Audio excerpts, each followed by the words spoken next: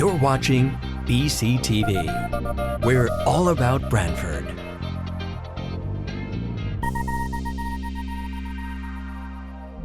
You're watching BCTV, Branford Government Television, a service of Branford Community Television. This program is brought to you in part through the support of the town of Branford.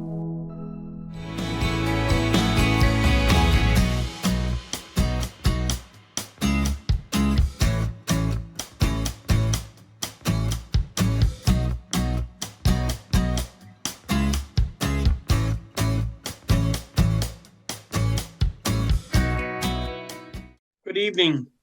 My name is Peter Basserman, Chairman of the Branford Inland Wetland Commission. It is 7 o'clock on May 23rd, 2024. This is a scheduled regular meeting of the Inland Wetland Commission. The meeting is being conducted in accordance with Public Act 22-3. So it is a virtual Zoom meeting.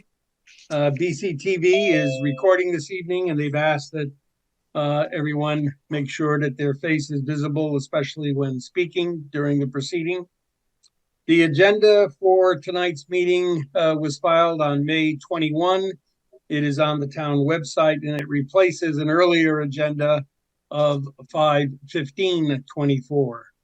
Material pertinent for tonight's meeting was mailed to the commissioner and is included in the town's inland wetland Dropbox. The Dropbox access is listed on the agenda. I'm going to do a roll call now of the commissioners and staff. Commissioner Goklowski. Present. Commissioner Begeman. Commissioner Begeman, present. Commissioner Amrad. Commissioner Amrad, present. Commissioner Finaro. Commissioner Finaro, present. Commissioner Papantonis. I have problems with my microphone. Commissioner Papantonis, present. All right.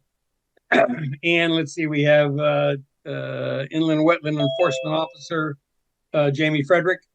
Present. And Inland Wetland Associate Katie Blanchett. Present. All right, that concludes the roll call. We have a quorum for this evening's meeting, and all commissioners present are seated and can participate in the evening's proceeding. That may be different when we get to the deliberations, given who has been in attendance in the previous sessions. Let's see, do we have any additions or modifications, Jamie, to this evening's proceedings? Jamie Frederick and the Wetland Agent. I would recommend the staff, or I would recommend that the commission consider reordering the agenda items, as we have a commissioner present that has recused themselves from the first two items, being 2A, well, I guess 3 items, 3A and 3B. And I understand that we're going to have another commissioner that can be seated for those items attending later this evening. So I'd recommend tabling 2A through 3B to after applications for review. Does a commissioner need to make a motion on that, Jamie? Yes. I'll make that motion. I move to table 2A and 3A and B until the commissioner that will be late is here. And do we have a second for that? Commissioner Goklowski, I second that. Any disagreement? Any discussion? I guess we'll do a roll call vote. Commissioner Goklowski. Commissioner Goklowski, aye. Commissioner Begeman.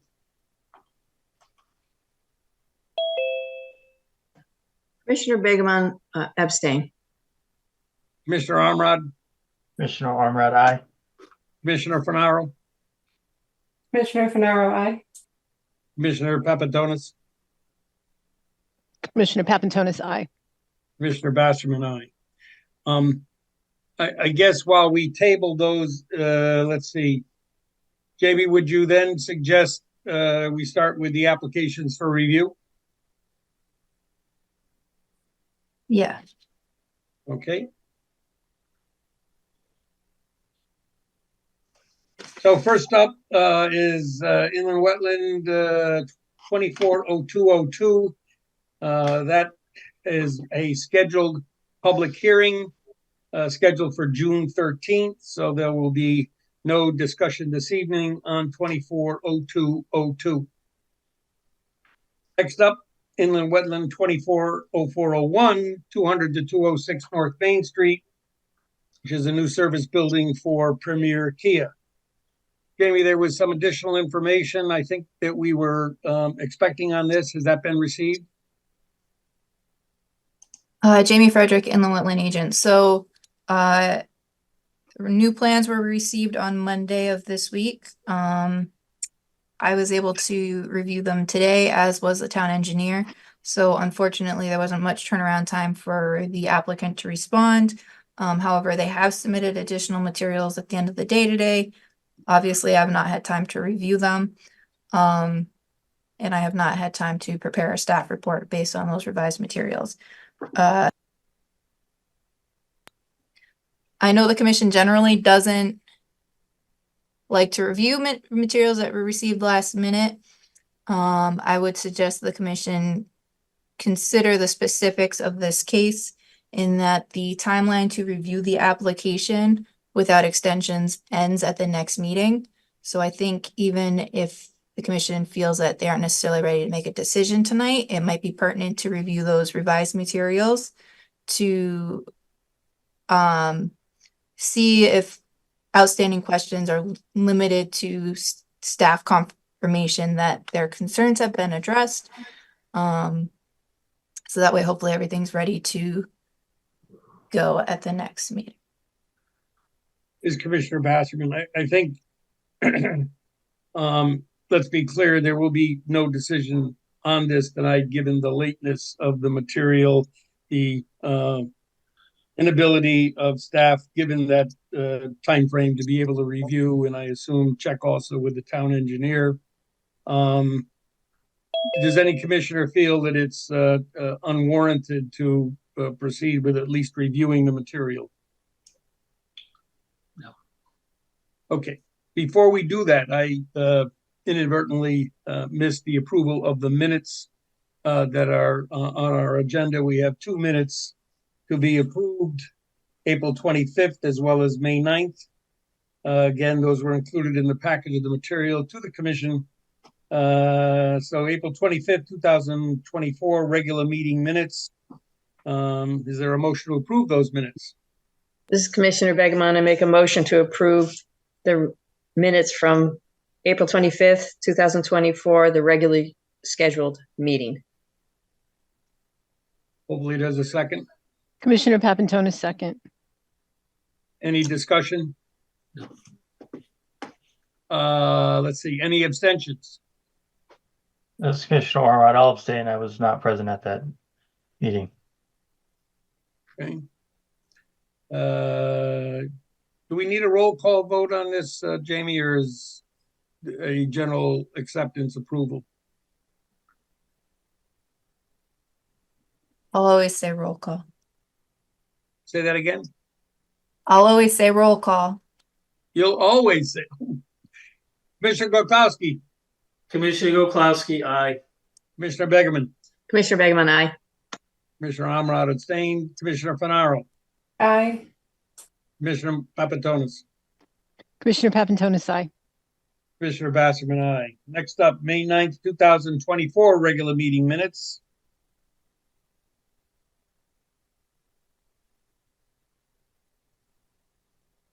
We know the drill. Is there a first motion for approval?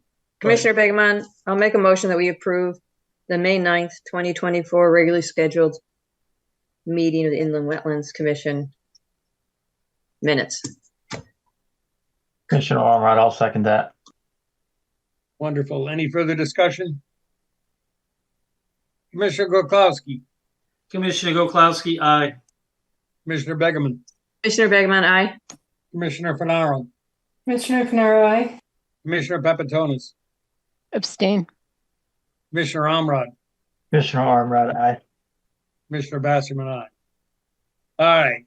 I will get back to the discussion on our second item on their applications for review. Do we have somebody here from the applicant? Yes, Mr. Chairman. For the record, my name is Mike Ott. I'm a licensed professional engineer and land surveyor with Summerhill Civil Engineers and Land Surveyors in Madison. I'm here tonight on behalf of Robert Alvine, the owner of the property, and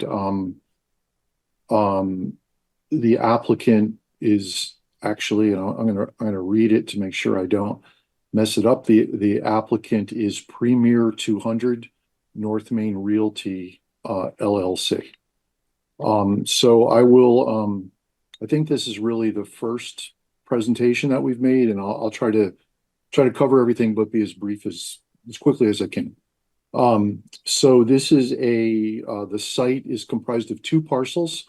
In total, they are 1.8 acres in size in total.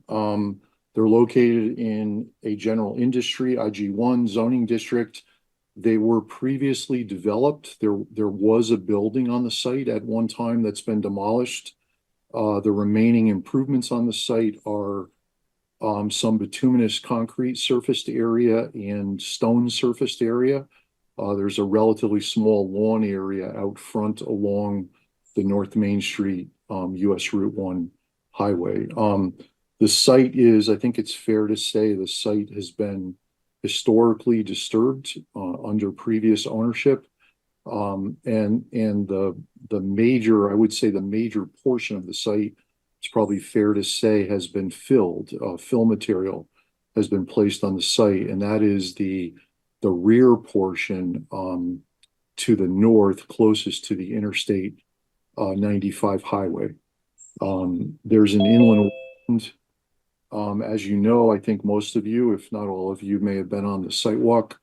There's an inland wetland that runs along the northerly property boundary, which is also the southerly highway line. The wetland is associated with a highway drainage ditch. I think it might be fair to say that the vegetation is largely invasive, mostly Japanese knotweed and Phragmites. Jamie will correct me if I'm wrong there. I should say that Matt Davison from Davison Environmental in Chester is the wetland scientist on the project. He was on the site walk. He was also in attendance at the last meeting, but could not make tonight. He had another commitment. I did speak with him earlier today about the project. The surveying was done by Criscolo Engineering for the project, and we did the civil engineering. So may I share my screen, Jamie or Mr. Chairman? Yes.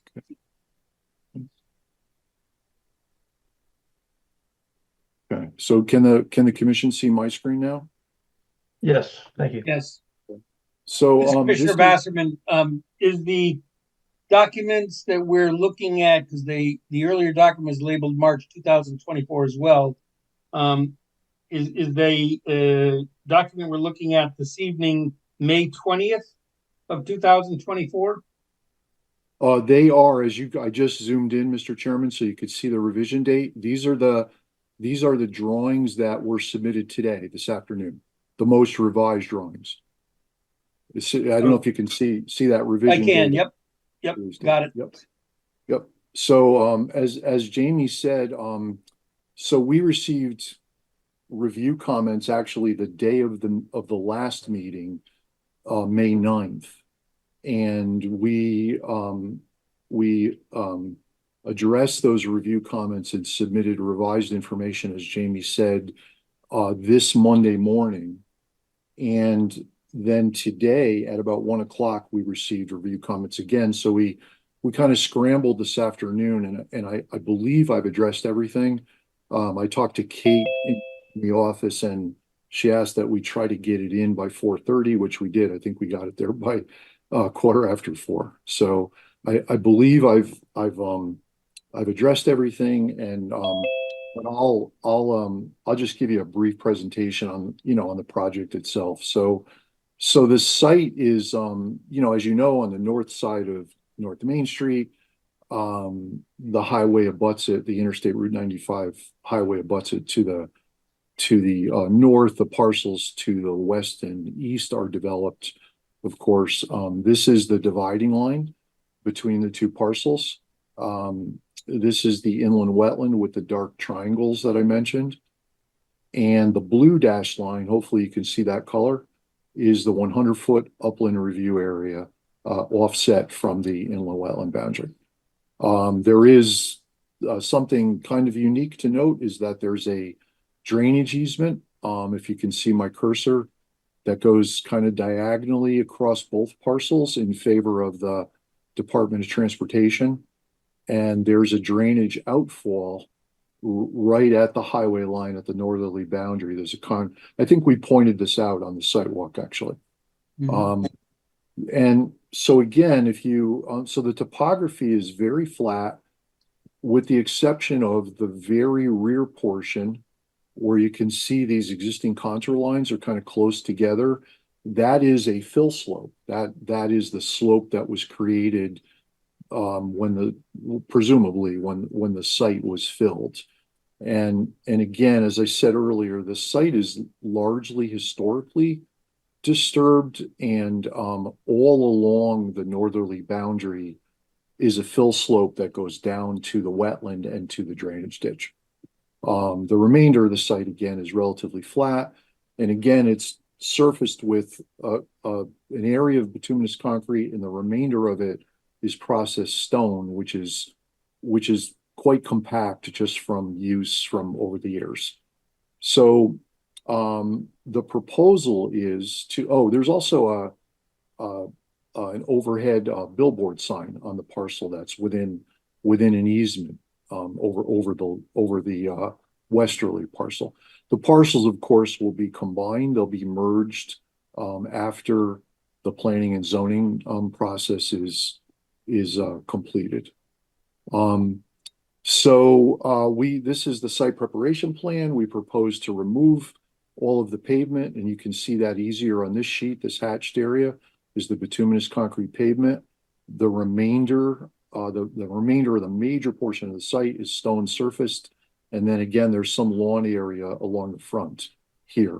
And there's a sidewalk that runs along the frontage, as I mentioned earlier. And so the proposal is to construct a one-story building, generally in the area where the previous building was, that has been demolished, and to create a new curb cut, close this curb cut, and create a new curb cut along the eastern end of the property. So the two curb cuts now will be significantly separated, and to pave the currently bituminous concrete and stone surfaced area, so that passenger type vehicles can be parked here. This is, as you know, this site is associated with Premier Kia, and the main facility, as you know, is directly across the street. Please stop me if you have any questions while I'm speaking. So again, the building it's relatively small. It's about 80 feet by 106 feet. It's one story, just a simple rectangular building, and the remainder of the site is paved. We're not paving the entire processed stone and paved area. We're pulling back a bit to the south. You might remember there's some waste concrete blocks all along the top of the slope, along the rear portion of the site. Those will all be removed, and the new curb line moves to the south to some degree. Here at the eastern end, it's right at those blocks, and over here to the west, it's pulled down to the south about 20 feet. So additional green area would be created here. Similarly here, it's pulled to the south about 20 feet away from the top of the slope. The entire site will be curbed. The entire paved portion will be curbed. The sidewalk will remain. We will construct a new sidewalk where we're closing this curb cut, new sidewalk here that doesn't exist. And we'll also be extending the sidewalk on this side a little bit. So there'll be continuous sidewalk along the entire frontage. All utility services will be underground. They all come from the North Main Street Highway directly into the building. All that work is outside of the 100-foot upland review area. I think probably the thing I would imagine the commission would be most interested in is stormwater management. So we've graded the parking area, the vehicle parking area, relatively flat, a 2% slope. And it's graded such that all stormwater runoff from the building roof and or I should say the major portion of the pavement area, a very small portion of this driveway comes back out to North Main Street. Same thing with this driveway, just by necessity, by the grades. But the major portion of the pavement and all of the building roof goes to two subsurface stormwater infiltration systems. One here, if you can see my cursor moving, and one here. And so the stormwater runoff over the pavement enters catch basin inlet structures at both systems. It then enters stormwater treatment structures, hydrodynamic separator type structures, and then enters the stormwater infiltration systems.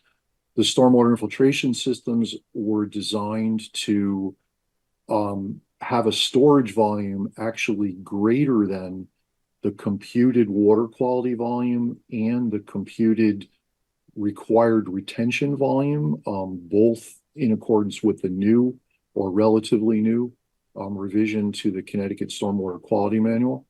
So these two systems can actually physically store more than the computed water quality volume and required retention volume.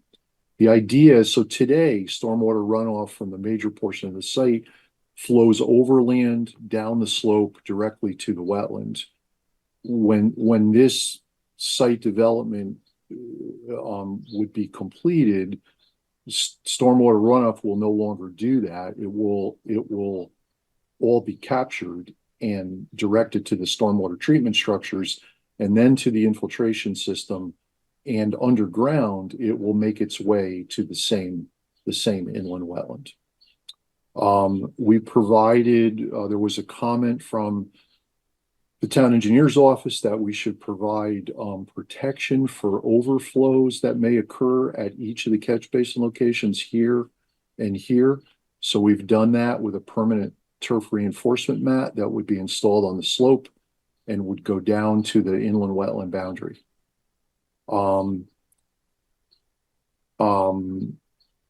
There is work proposed, as you like on any site fronting on a public road or a public highway, there's work proposed within the North Main Street Highway, closing off this entrance, this new entrance, utility work, a little bit of grading and some landscaping, which I'll show you in a sec. And there's also, we're proposing to extend this turf reinforcement mat into the highway to the wetland boundary. One of the questions that Jamie asked this afternoon was, what did I think about what DOT might say about that? And we really don't know, to be honest. The DOT has I'm sure has a policy to not want to look at municipal land use applications until after local planning and zoning approval is obtained. I was telling Jamie, I recently called the District 2 permits, District 3 in New Haven permits office to confirm that policy on another project. So as of a couple of months ago, that was still their policy. So we don't know what they'll say about that. If we have to, we'll pull it back to the common property boundary.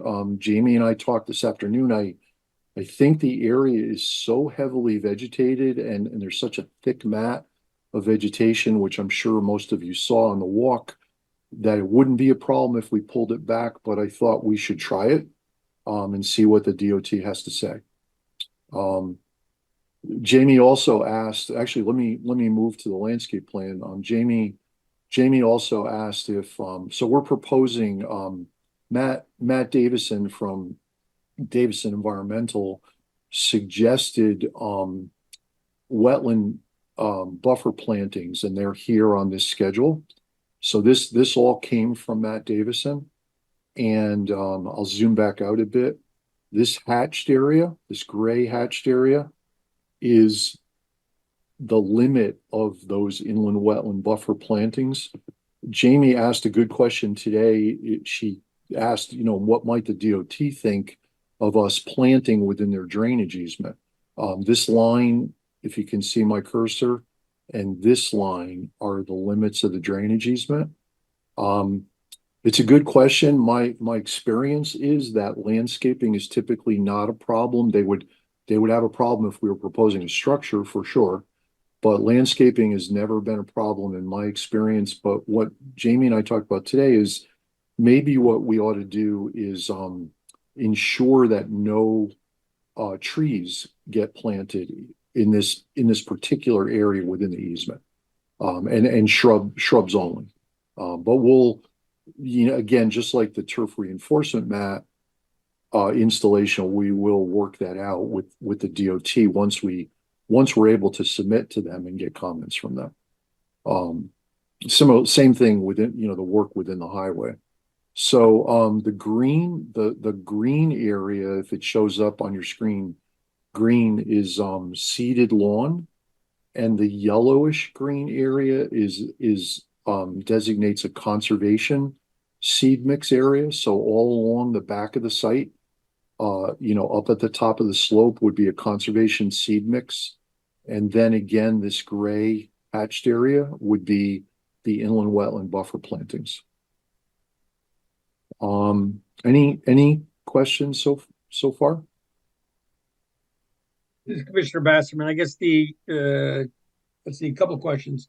The structures, you mentioned the two structures, you said would retain more than the stormwater management. Is that true for 100-year storms as well? No, good question. Nope. So we submitted drainage computations and sizing computations for these stormwater infiltration systems. So they were designed for the 25-year design, 24-hour rainfall event, which is over 6 inches of rainfall depth in a 24-hour period. Drainage systems that would be a standard to have a parking area drainage system designed for the 25-year recurrence interval storm. They are not designed to accommodate the 100-year. The 100-year runoff from the 100-year event theoretically would come back up out of the catch basin structure and pond temporarily on the pavement. And if it got deep enough, if it got to a depth along the curb line of just greater than 6 inches, it would spill over the curb. And that's why these gray shaded turf reinforcement mat areas. So as I said earlier, those are there for potential overflows in a greater rainfall event than what these systems are designed for.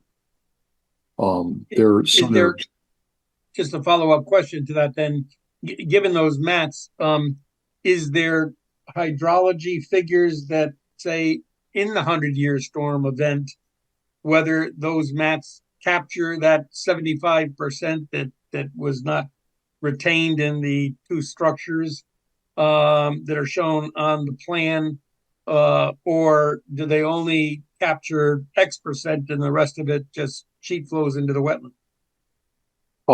So I looked. That's a good question. So I looked when I do that. I've done this before, and I learned a long time ago to look at the slope of the curbing here. Just look at the top of curbing elevations, and I looked at the slope. The curb is very flat here because the whole site is graded very flat. So the water depth that would come up over the curb would be less than an inch or so of depth over the curb. So what I did is I made these areas 12 feet wide. They come in roll widths of 6.5 feet. and there's a 6-inch overlap, so it works out perfect. I made both of these areas, the westerly one also 12 feet wide, and I'm confident, given the slope of the curbing and the way the water would come over, that these are wide enough to accept that water. Is that what you were getting at, Mr. Yeah, Chairman? that's the idea. So are we saying then that because of the size, the square footage of that mat, that would take care of any overflow? Yes, and we're assuming, we're assuming that these stormwater infiltration systems, calculation wise, based on the infiltration rates that we've assumed, that these stormwater infiltration systems won't be able to infiltrate the water fast enough.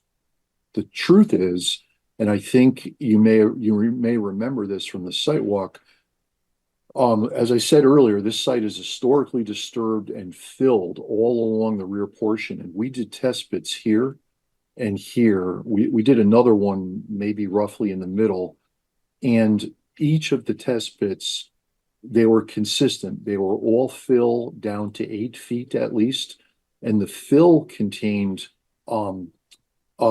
pieces of concrete and brick. So that concrete and brick would be akin to, in simple terms, having natural cobbles and boulders in these areas. So, but we assumed, I think, a very conservative infiltration rate. So theoretically, the 100-year storm event would come up out of the catch basin, pond in the parking lot, and possibly overflow. But based on my experience and my professional judgment, I don't think that will happen, given the nature of the broken aggregate, I guess we could call it, fill in both of these locations, or actually across the whole back of the property. Assuming that the velocity of the rain is of a certain percent, because I can imagine in a real downpour that you'd have quite a bit of ponding in that corner. Right. So what limits it, Mr. Chairman, is the inlet capacity of those catch basins. We did those computations.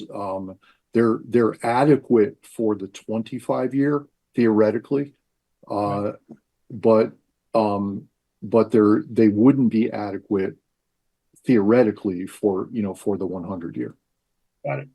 And the impact of, if you had to reduce the western mat to the property line, you still feel confident that the size of the mat is sufficient to absorb the overflow? I do, only because if you recall, all of this sloped area right down to the boundary was so heavily vegetated with. Yeah. It's if you were to get down look at the actual ground level, the vegetation mat is very thick. And to be truthful, it might be the case that we don't even need these permanent turf reinforcement mats, but I think it's a good idea. I think it was a good comment, and I think it's a good idea to install them. And because we're replanting this area per Matt Davison's recommendations, we're going to go in there anyway and try to take that Japanese knotweed and other invasives out, and plant it with the native buffer plantings that Matt specified. So we're going to be working on the slope anyway. Second question, I guess, is snow storage. Are there designated areas for depositing of the snow that you take off the site? I haven't designated them on the plan. I suspect, and I don't think I'm not sure if Mr. Alvine's here tonight. I should have said that earlier, but I would guess, given the number of vehicles that would typically be parked here, that they would be on top of snow removal, and if they have to, they would load it and haul it off site and dispose of it. There is area in the front, all along the front here between, or I should tell you, there's a chain link fence proposed here, but there's room all along the front to store snow. However, if we go back to the landscape plan, you'll see that we're proposing trees all along the frontage too. So that snow would have to, these trees, I think, are on 40-foot spacings. They're just like actually the dealership across the street, as I recall.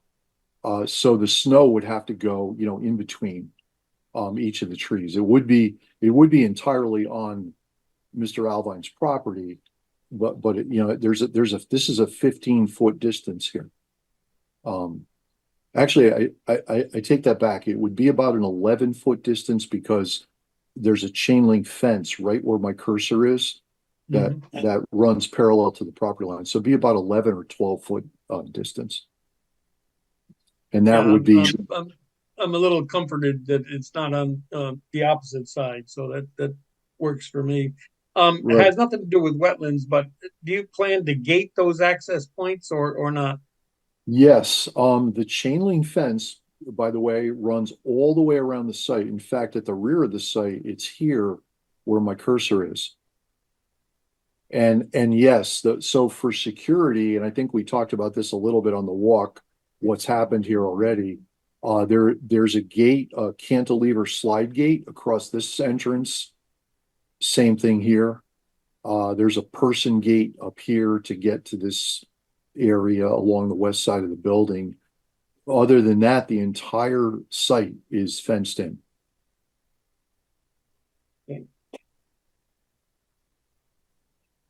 That does it for me. Any other commissioner have questions for?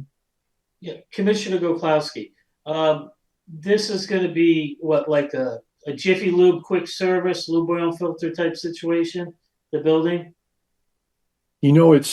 Again, I don't know if Mr. Alvine's here, he could do it, explain it, of course, much better than me. But my understanding is it's a facility where cars that have been sold, where new owners will come, who have purchased a car, whether new or used, I suppose, and that car will be kind of delivered to them here. The cars will be prepped, washed and prepped inside, of course. Oh, by the way, there's an oil grit separator here that will carry wash water out, as required by the DEP standards, out to the municipal sanitary sewer system. So yeah, my understanding is there's minor service preparation to go to the owner, instructions to the owner, setting up the car, all the electronics, that kind of thing. Okay. Basically, the salespeople are going to be doing the delivery in that building, so it's not technically, quote unquote, a service, as I would consider a garage for service repairs and things like that. Right, and that, my understanding is that happens across the street at the main dealership. Okay, so this is basically, they're going to have an area, a special area to send the people off in their new cars, where a lot of dealers are doing nowadays. Yep. Okay. It's yes, that's my understanding, Commissioner. Yes. All right, thank you.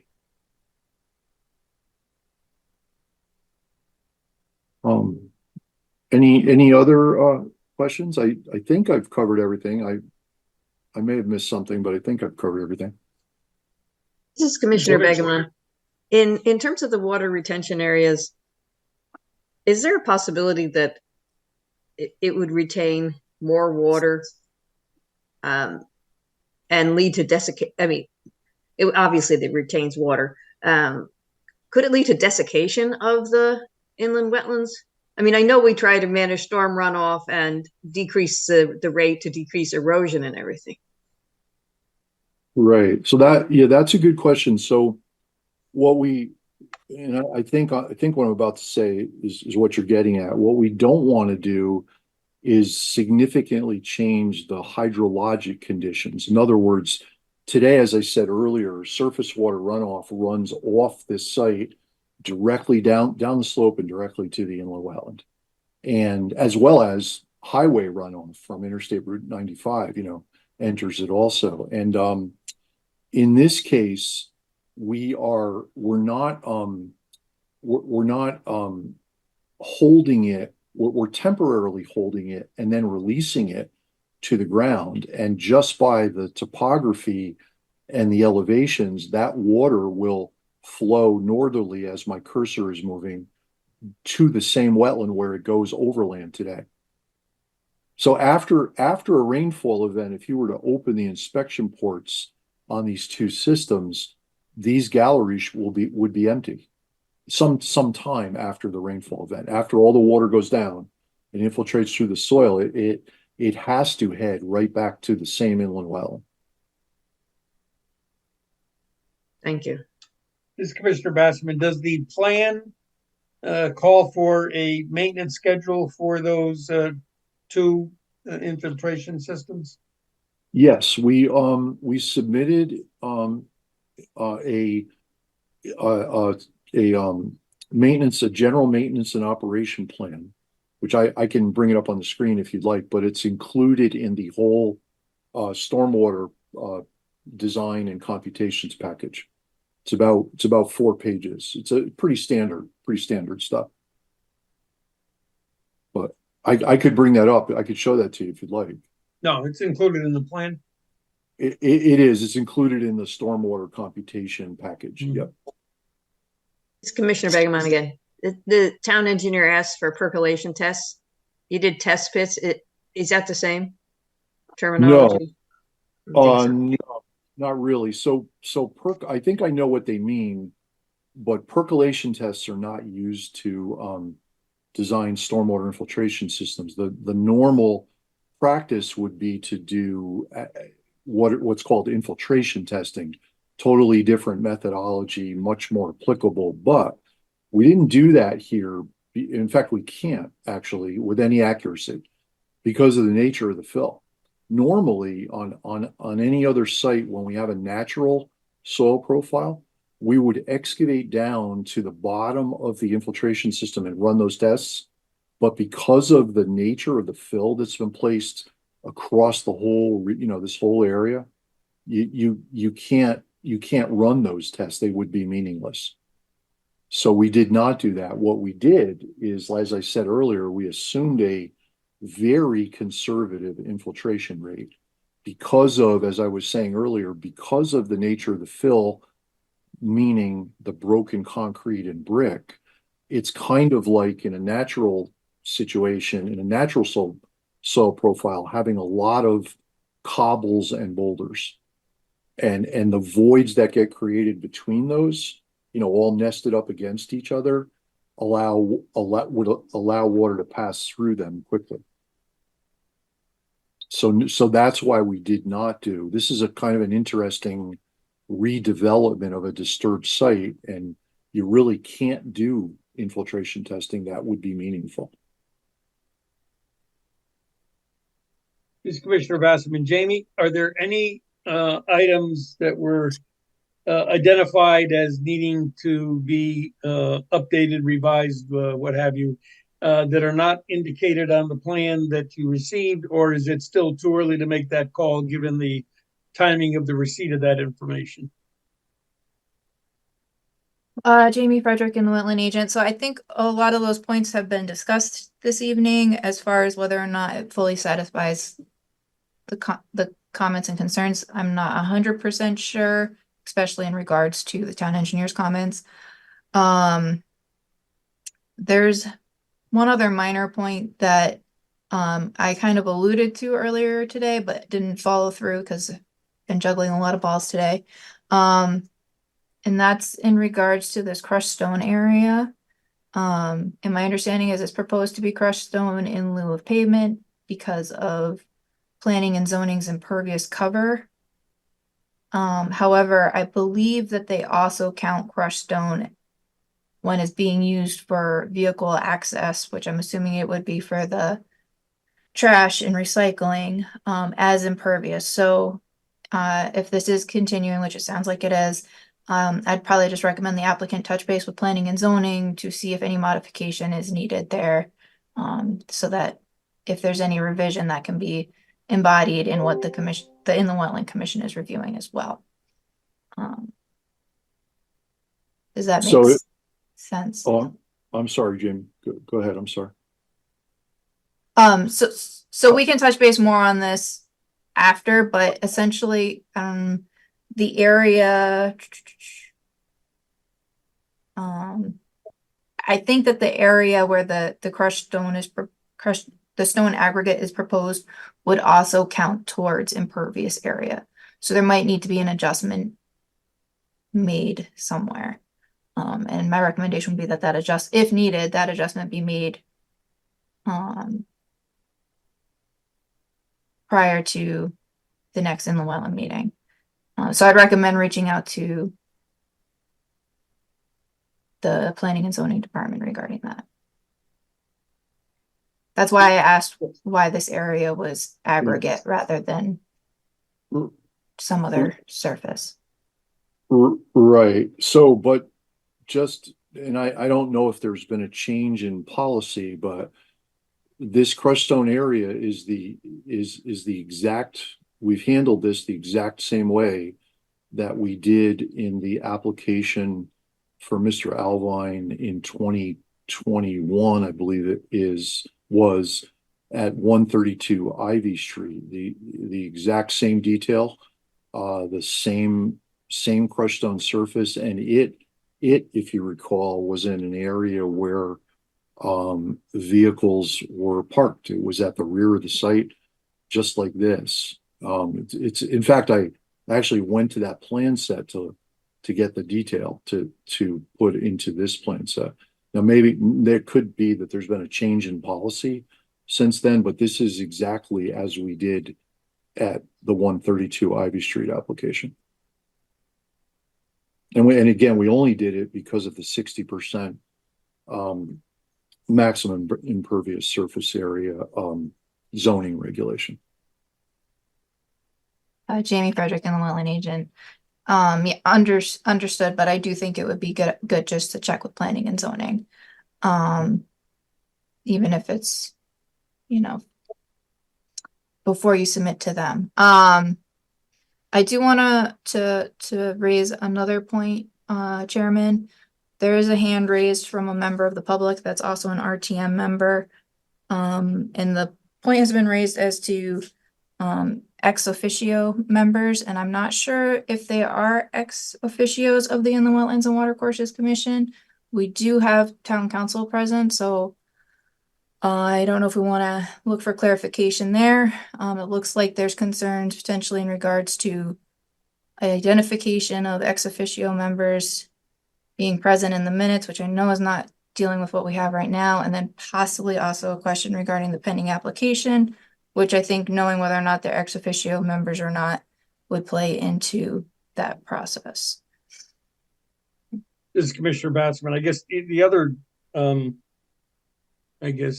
comment that I would have is, to the extent that we are not making a decision tonight, is the appropriate time for comments like this at our next meeting, when hopefully we can make a decision on this. We don't have certainly a staff report to consider tonight.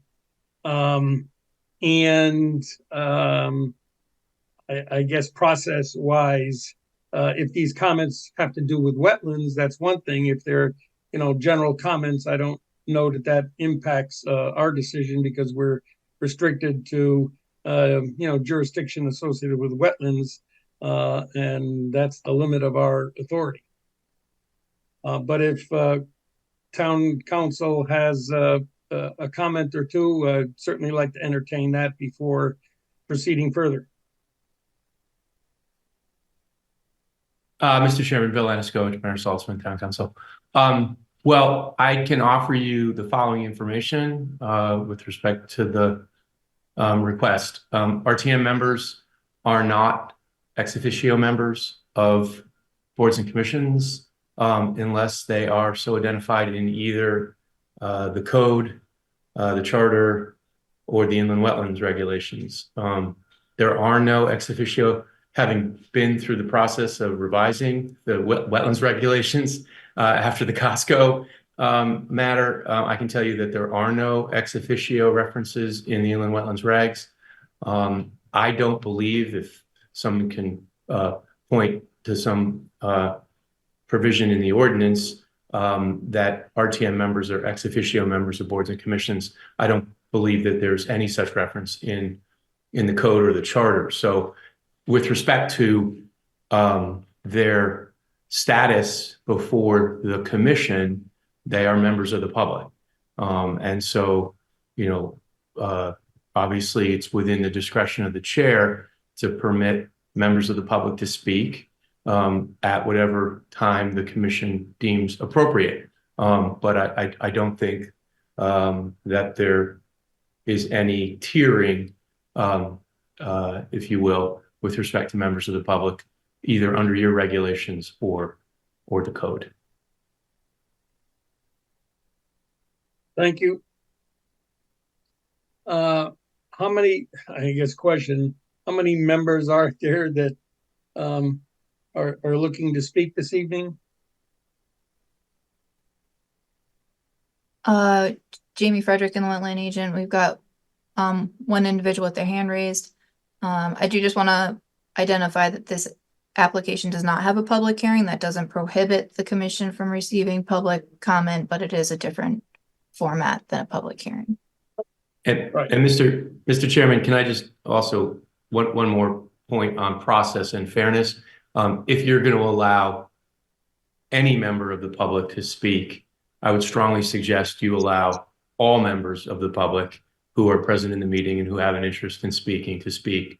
I think as a matter of process and the integrity of the process that be the rule. It be sort of in effect all or nothing, but that's again within your discretion.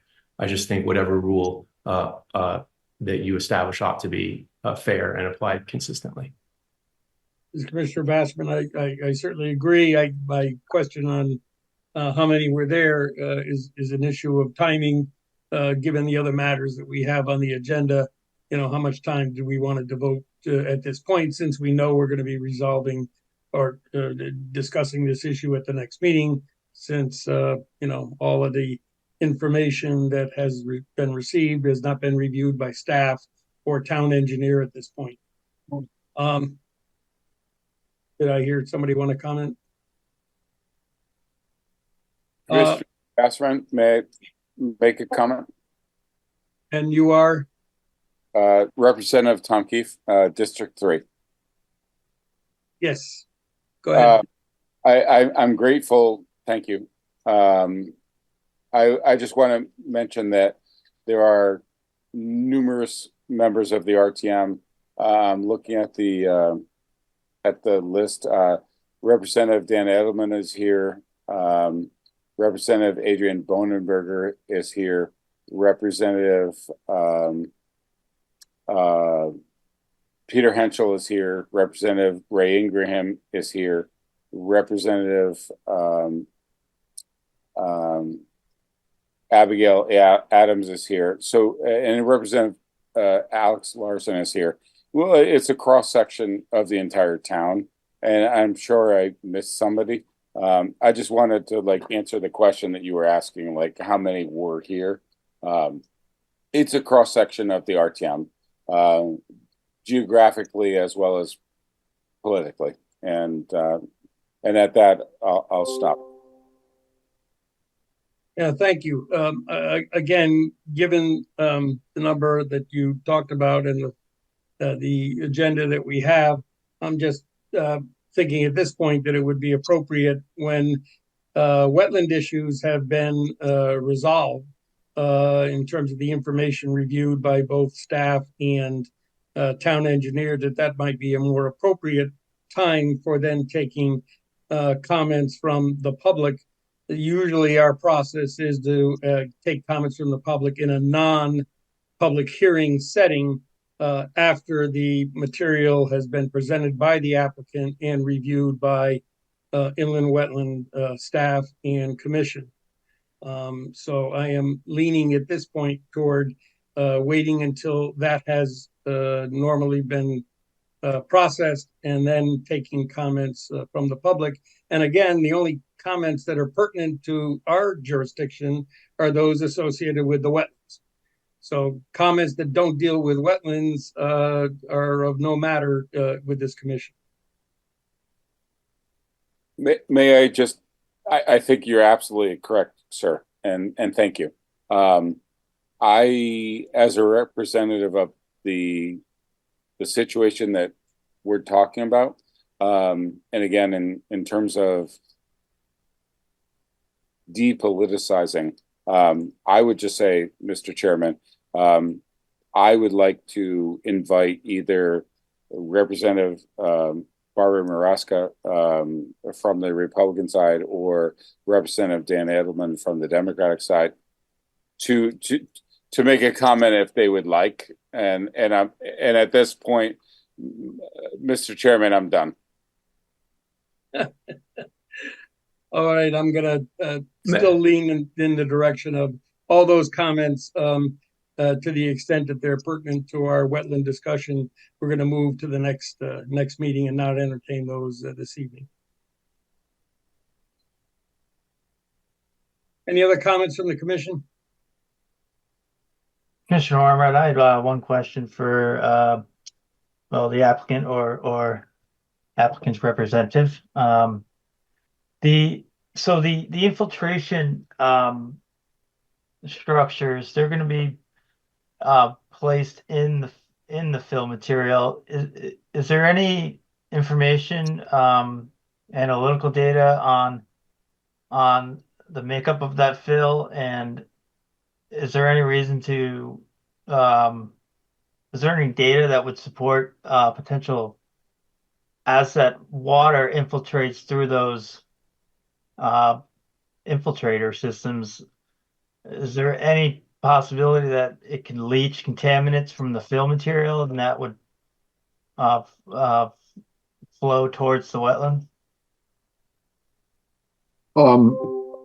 Not to my knowledge, Commissioner. There to answer specifically, no. There's been no laboratory testing. There's no analytical data, but no to the answer of there. Not to my knowledge, there's no reason to believe that would be of concern. What we saw in the test pits was earth fill, not natural to this site. The soil, as noted on our drawings, the natural soils on this site are sands and gravels. It's mapped as Manchester sands and gravels, but it's quite clear, as I've said, that the rear portion has been filled, and the fill was earth fill, not natural to the site, and broken concrete pieces, as I said, and broken brick pieces.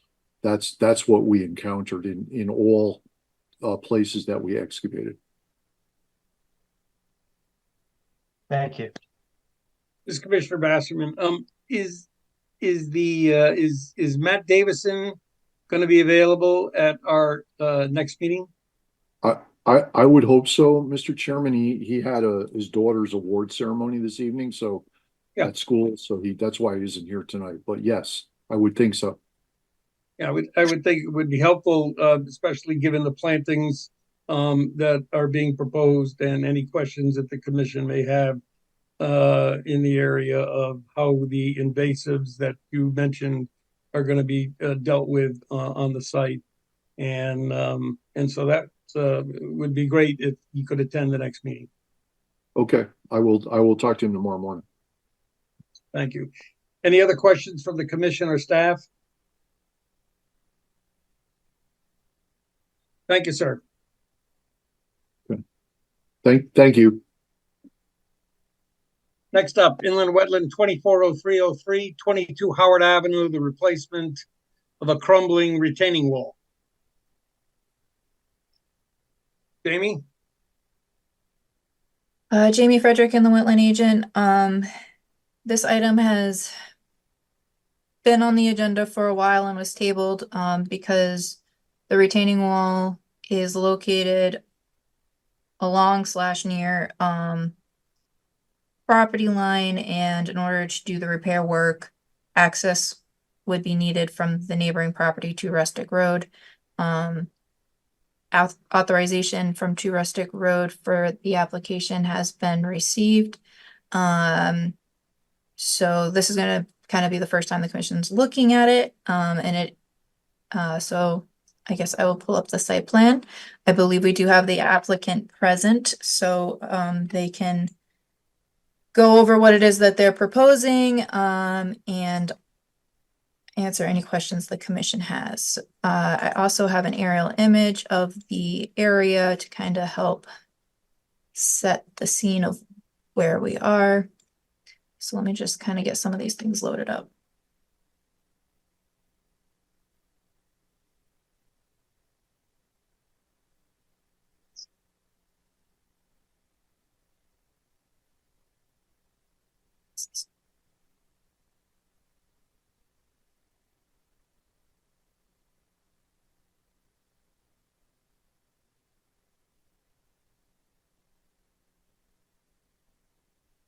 Okay. So before handing it over to the applicant,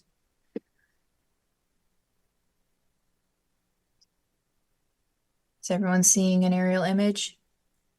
Yes. Okay, so the subject property is 22 Howard, the one with the little blue triangle on the roof. The location of the retaining wall you can kind of see in the image is located along the property line, and this is To Rustic Road. And then I've got a couple of pictures taken from To Rustic Road when I met with the owner over there. So this picture, you can kind of see the retaining wall. This is up towards the front of the property. Here you can see the leaning retaining wall, which is why there's an application to fix it. And then this is just kind of at the base of the retaining wall, showing the drainage and the footing of the retaining wall, if you will. So jumping back to the aerial image, everything's kind of sloped this way and back towards the wetland, which is a water course that runs along the rear of the properties. So access is gonna have to be on To Rustic Road, and the installation of the erosion controls is also shown on Rustic Road. So here's the house on 22 Howard, the retaining wall, the garage on 22 Howard, and the proposed erosion controls to protect the wetland area from any activity during construction. So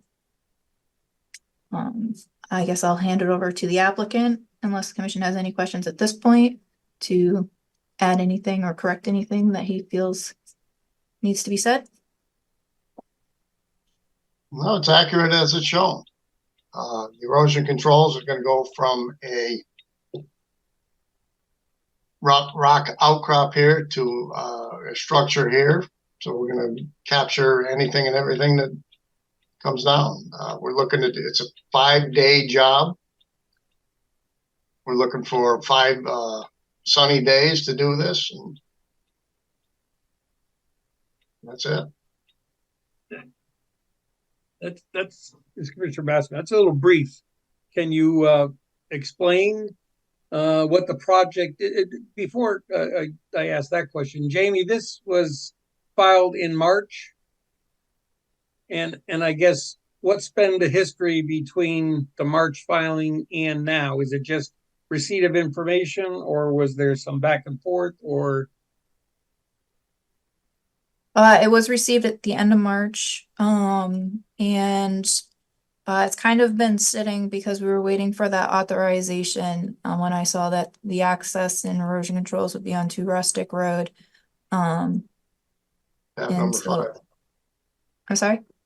Tab number 5 is the authorization letter. Oh, yes. Yeah, the authorization letter, which was received. And this is Commissioner Bassman, that was received since the last meeting? It was received May 16th. Yeah, okay.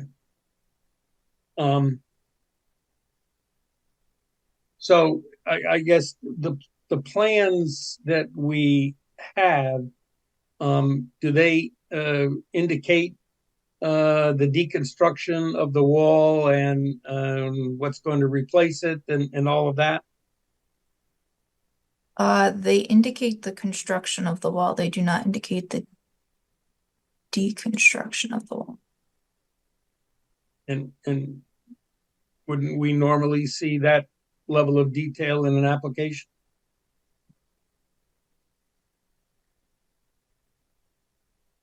To be Given honest, I where- haven't seen a whole lot of retaining wall replacement projects.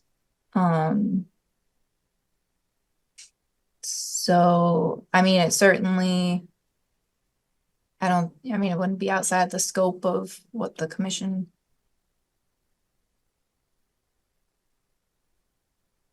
could be looking at. We but I certainly don't- have a recent example where that became very important. And is the approval from the neighbor, this Commissioner Bassman, is the approval from the neighbor for more than erosion controls in the event that activity needed to take place on their property for proper deconstruction and construction? Yes. Yeah, grant permission to come I see onto it our down the property bottom. Mhm. and construct the retaining wall and install erosion control measures per the engineered plan provided.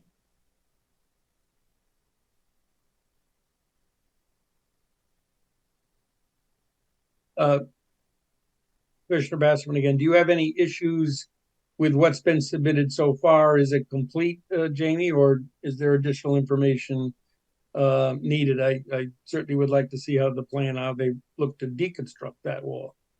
Yeah, so that there's that concern that has been raised. As I stated, this is the first time the commission is really looking at the application. I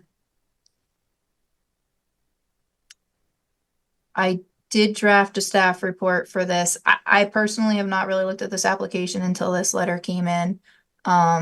So in my staff report, some items that I had mentioned that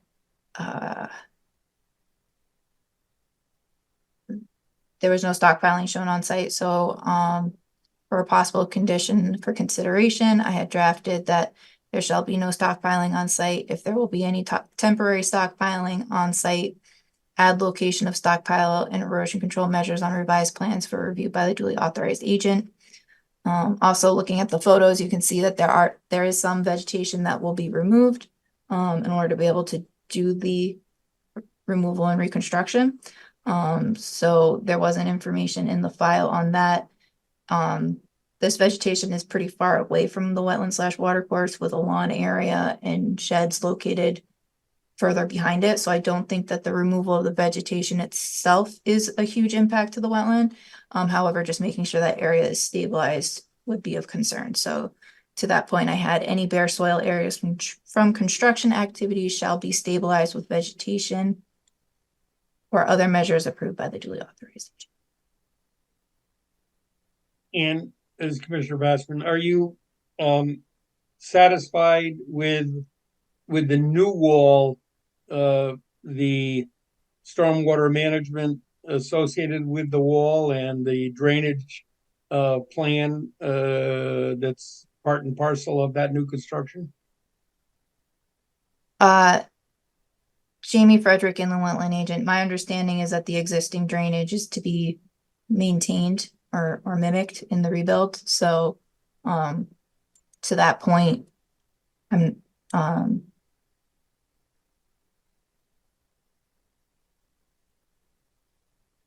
it doesn't. So it's just so I understand this, Commissioner Bassman, everything below surface is the same? Yes. Yeah, I think the biggest difference is it's gonna be a segment block wall construction.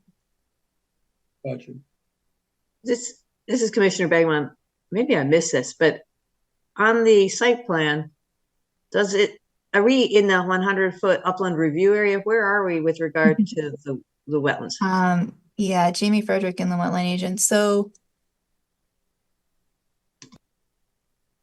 the wetland is located off site. So I wish I had snipped a bit more of for context. But if you look right here, you can kind of see a shadow, and that's a water course, and it kind of flows through here. And then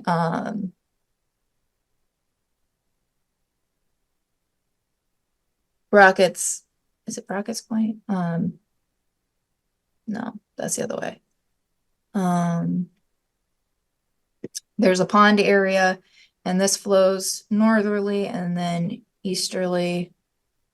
No, sorry, because this, yeah. And then Going southwesterly through the pond. southwesterly. Yeah.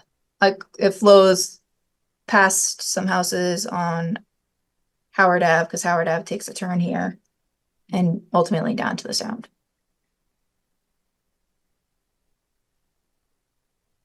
This is Commissioner Bassman. Is there a topo map on this site, Jamie? No. So what's the evidence that that we have that shows what the hydrological effects will be in certain storms, etc.? Jamie Frederick and the wetland agent. So this is a replacement retaining wall, and it's in a condition where it needs repair. So historically, I think that these type of projects have been looked at a little bit differently than a new construction of a retaining wall, right? Because this is an existing condition. So, I mean, this isn't to say that if the commission deems additional information is needed, that you can't, but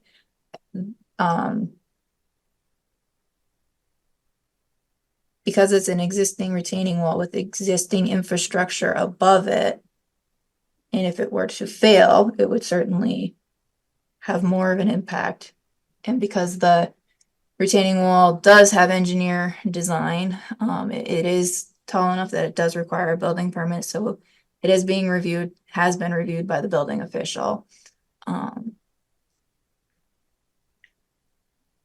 So we're saying because it's only an above ground structure, regardless of whether it's under 3 feet or over 3 feet, the hydrology effect on the storms is the same as it is today with the existing wall. Yes. Got it. This Commissioner More or less. I'm looking at one of the pictures, and can somebody tell me what the current width of the wall is that's in the picture here that's showing the car in the driveway and adjacent to the wall? That looks like about a 4-foot wide wall. It's a cinder block wall. Right. But it looks wider than a normal cinder block wall right there. Oh, it's about. No, it's a cinder block wall. It's an old 1950s cinder block wall. And what in the car that's parked there, what is the material that the driveway is on? Is it tar or is it paved? Yeah, it's a bituminous driveway. Yes, it's Okay. bituminous driveway about 4 to 5 feet from the face of the wall. Okay, thank you. This is Commissioner Begemon. It usually, well, it seems like we usually have some sort of discussion of, well, from the contractor or an engineer about what's going, and I understand that there's some urgency of wanting to get this done, obviously. Some discussion of the construction process, like how much earth is going to be removed. It looks like the driveway stops and then there's earth before the retaining wall. And what I'm thinking about is if the retaining wall is taken down and then there's the bare earth there, how do you stop, erosion from going down into the carrying dirt, et cetera, down into the wetland while construction is being done? So I think probably that's what Mr. Chairman Bassman was talking about in terms of the deconstructing part. We know that a new wall is going to come there, but it really would be helpful to give us confidence that the wetlands won't be affected about how the process is going to be done and what measures will be put in place. So the Erosion control measures will be put in place first. So we'll have hay bales protecting the wetlands there. And then the retaining wall will be removed. It'll take a day to a day and a half to remove the wall, and then the new wall will start. So the only real exposure will be about a day and a half, and we plan on doing this during a sunny week. No, you don't want to do it with any kind of rain forecasted. But the hay bales will be there for the entire week. If I have to, I'll put some erosion control matting on the slope, but I don't see that as an issue, being that we're going to do this all in sunny weather. And this is Commissioner Begeman. Mr. Troidel, are you the owner or are you the contractor? I didn't get that. I am the owner. I have 40 years of experience in construction. I deal with this every day. This is nothing new to me. So, Commissioner Bassman, is there fill being brought in? no. The material that gets dug out is going to get placed back in. There's going to be a foot of stone behind the wall for drainage. There's going to be a weep hole, a weep system. Weep holes every 50 feet on center on a 60-foot wall. What little weepage there will be minimal. It'll weep onto my property. The wall is anywhere from 2 inches to a foot on my property. It shouldn't affect anything. And it is that detail covered on the other sheet that we've seen? Yes, tonight? it is. Yes, it is. Jamie, And this Frederick, wetland agent, where do you plan on stockpiling material? On my driver, where you see the silver car, it'll be stockpiled there. Again, for a day or two before we start backfilling and coming up with the wall. I've been told this is going to be a 4 to 5 day job.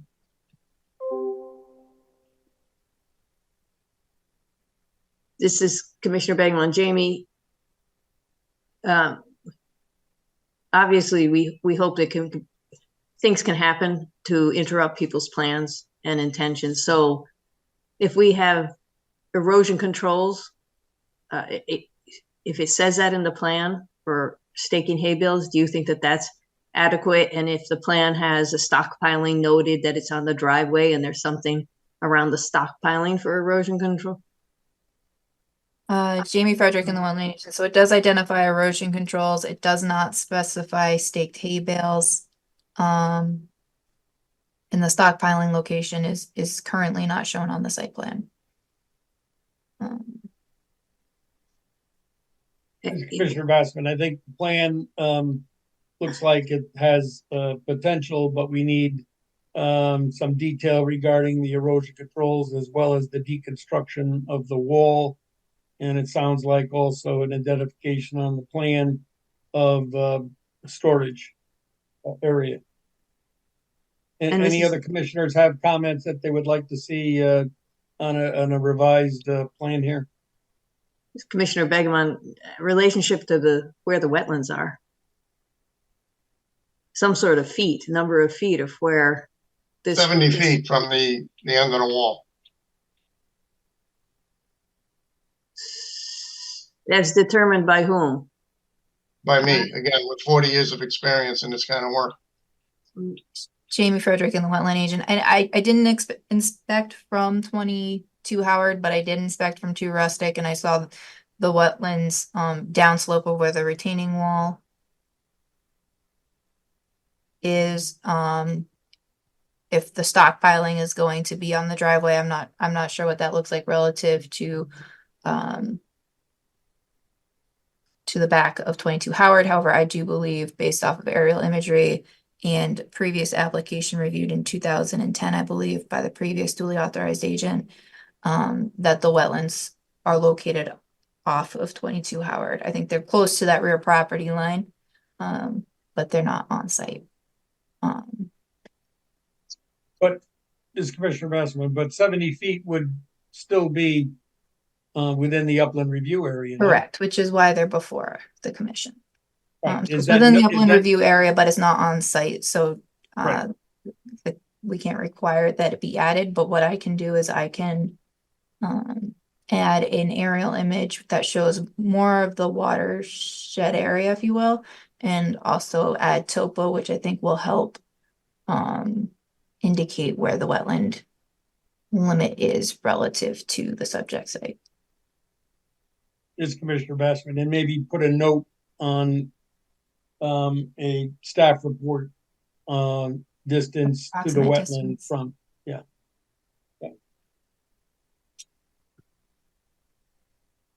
Any other comments?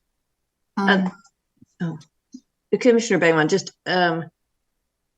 in terms of it, I can't see it now, but the plan of how you're going to make this wall. Are you putting in those geotext grids for stabilization to help prevent the? Yes, there's I believe there's 3 layers of geogrids. Yes.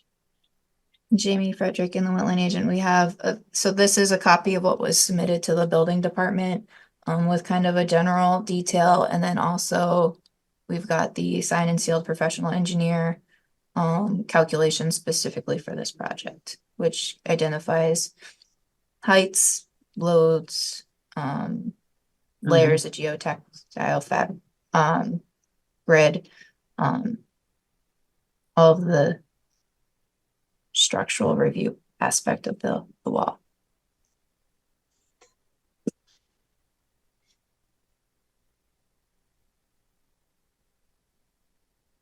Jamie Frederick and the wetland agent. So the commission would have to request an extension of time to continue this to the June 13th meeting.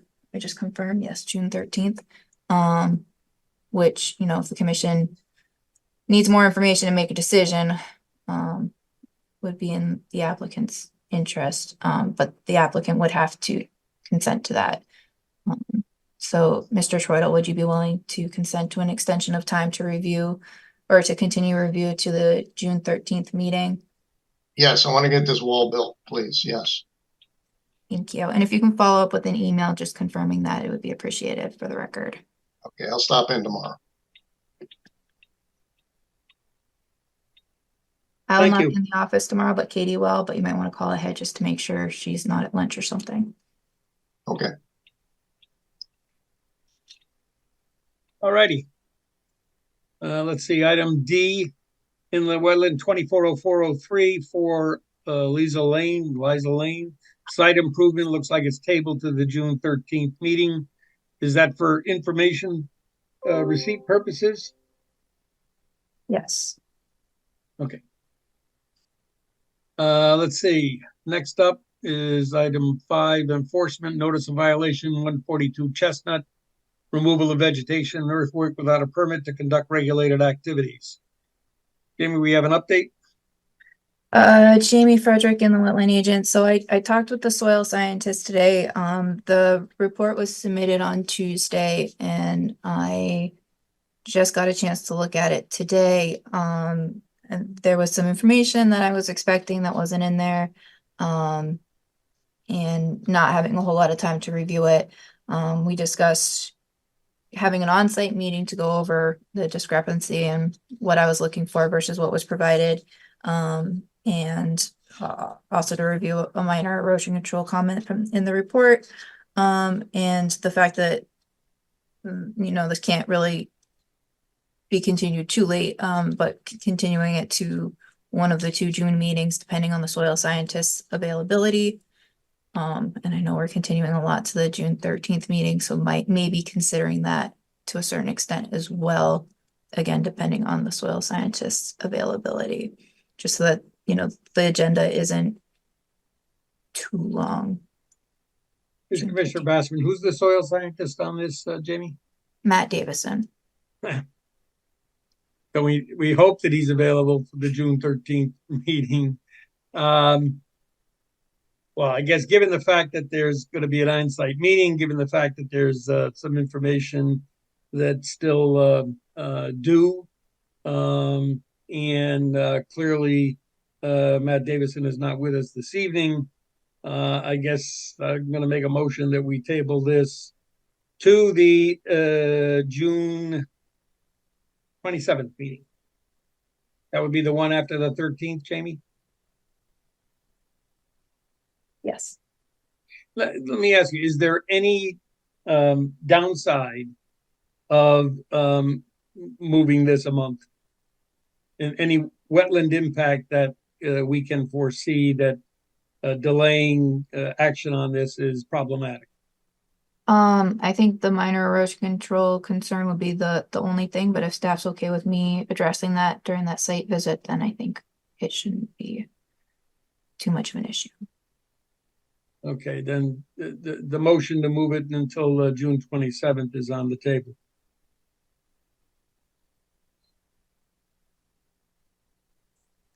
This is Commissioner Begeman, I'll second. Any further discussion? Jamie Frederick and the wetland agent, can I maybe just comment, or June 13th meeting if the soil scientist is not available June 27th? Because I'd hate to end up where we are tonight again. That makes sense. Assuming the availability of soil scientists for the 27th. If not, we will, I guess, combine that with his presence with the other item. Okay, Commissioner Gokowski, Commissioner Goklowski, aye. Commissioner Begeman, Commissioner Begeman, aye. Commissioner Papatonis, Commissioner Papantonis, aye. Commissioner Omrod, Commissioner Ormrod, aye. Commissioner Panaro. Commissioner Finaro, aye. Okay. Hopefully the 27th will work out because 13th is getting pretty full. We have other business regulation revision to address 2023 changes to the Connecticut Stormwater Quality Manual and Connecticut guidelines for soil erosion and sediment control. This has come up previously. Jamie informed us that we need to act on this. Jamie, what is our kind of time frame for having to take responsibility, get something done here? Jamie Frederick and the wetland agent. Sorry, I just read a comment, so I'm going to just quickly address that. In the comments, we have items 2 and 3 were to be moved to after item 4, which was the recommendation from staff, but the actual motion was to move it until the additional commissioner joined the meeting. So we need another motion. Clarify that, and do you want to move forward with 6A at this time? I do not see the other commissioner on our attendee list. Yeah, and I mean, certainly if we finish everything else on the agenda and they're not here, we'll move forward. Correct. So yes, let's move on 6A. 6A. So there is a kind of grace period, if you will, for adopting the regulations. I would say the latest the commission will want to have a public hearing on the regulation revision would be the September 12th meeting, in order to have regulations adopted by that date. Staff has to send the regulation revision language up to DEEP at least 35 days prior to the public hearing. So this has been on our agenda for a while to try and discuss. So I don't know how the commission wants to handle this. If you want to schedule time to review these draft regulation revisions that were drafted up by staff in response to the changes to the stormwater quality manual, or if you want to individually review it and have a meeting where we identify whether there's anything that needs to be addressed or looked at. But so this is our time to discuss the scheduling of moving forward. Mr. Vassman, just to be clear, it sounded like then we needed to come together on this item in August if we're going to meet that September timeframe. Right. So in order to have the public hearing on the regulation revision September 12th, the language would have to be sent up to DEEP no later than August 9th. That only gives the commission one meeting for the public hearing. So I don't know if the commission wants to buffer it and plan to open the public hearing August 22nd, in which case language would have to be sent up to DEEP by July 18th. So I would suggest at that point scheduling discussion for either the June 27th meeting or the July 11th meeting. Mr. Vassman, I guess, we're already got full agenda on the 13th. 27th is likely to be full as well, which gives us basically the month of July to wrestle this thing amongst ourselves. To expedite the process, can you, Jamie, send out the proposed revisions, and then the commission look at that at their leisure, such that we can move things along quickly whenever we determine that we're going to meet on this? Okay, so Jamie Frederick and the wetland agent. The materials are in the Dropbox. What staff can do is we can make a separate folder specifically just for this item that sits in the Dropbox that commissioners can access at any time, and just call it, and we'll send you a direct link to it, but it'll, and then staff and the chairman can figure out whether it's more time effective to schedule it for the July 11th or the July 25th meeting to the best of our abilities. It is the material, this Commissioner Vasserman, is the material in the Dropbox identified with, track changes like we usually have, or is it something different? Jamie Frederick and the wetland agent. Let me see if I can pull it up real quick so everyone can see it.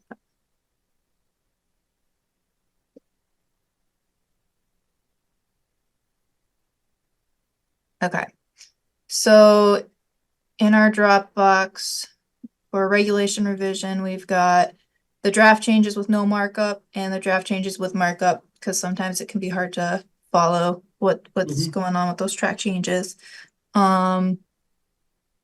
have the current regulations. We have some reference material regarding changes and timelines. We've got the soil and erosion control guidelines, which were updated 2023, and the stormwater quality manual 2023. And then just a timeline from DEEP regarding the regulation amendment process. Okay. So we'll leave those materials in the Dropbox. Great.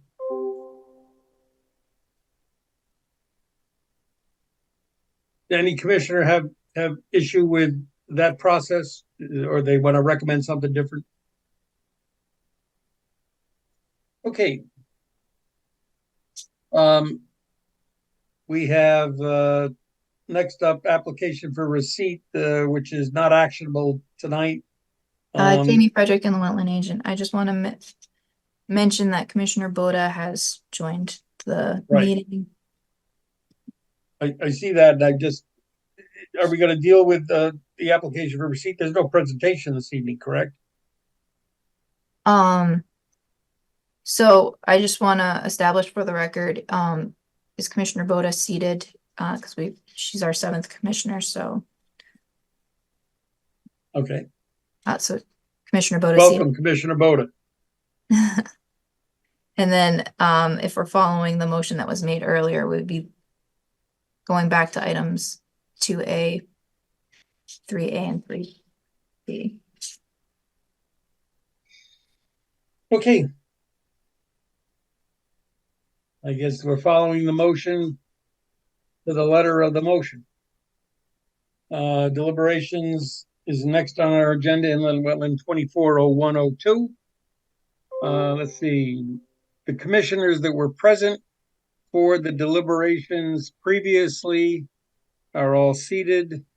I think 2 of the commissioners were either not present, or I do not know whether they listened to the recording of those meetings and therefore can participate tonight or not. Commissioner Finaro, where do you stand on that? Inland Wetland Associate Katie Blanchett. Commissioner Finaro has left. Oh, that makes that one easy. Let's see. I am the other commissioner that was not present. Commissioner Papantonis, for the record. I have attended all of the meetings that involve Howard Avenue, except for the last one. I've watched the 2 hours plus of the deliberations from the last meeting.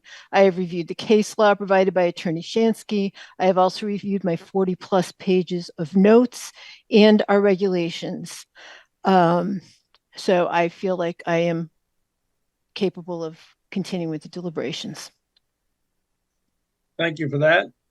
Is there any commissioner who wishes to recuse themselves from the discussion this evening regarding 240102? Okay, a draft resolution has been prepared by town staff to facilitate our deliberations. Jamie, do you wish to make any changes to that draft resolution? Jamie Frederick and the wetland agent, I think it would be appropriate for the commission to review it and ask that question of themselves. I think we should walk through everything. I do note that there is a hand raised. This is deliberations, so there will be no public comment on this item. And town council can correct me if I'm wrong, but so would the commission like for me to screen share the draft document, or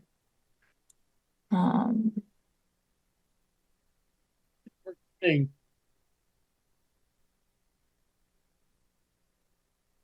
sorry, I just closed.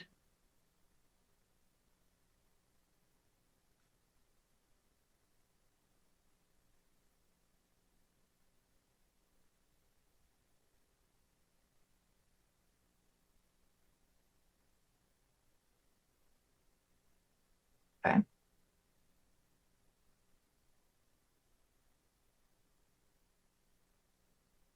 I'm seeing in the chat, may members of the RTM speak. I believe that was determined earlier that members of the RTM are members of the public. And as it's deliberations, the commission cannot take public comment at this point.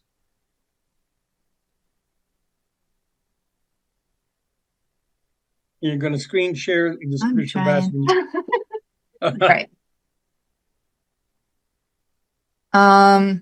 So again, this is just a draft, something for the commission to work off of based on deliberations from the last meeting. So recap of when the public hearing dates were. Does the commission want me to read this? How do you want to proceed?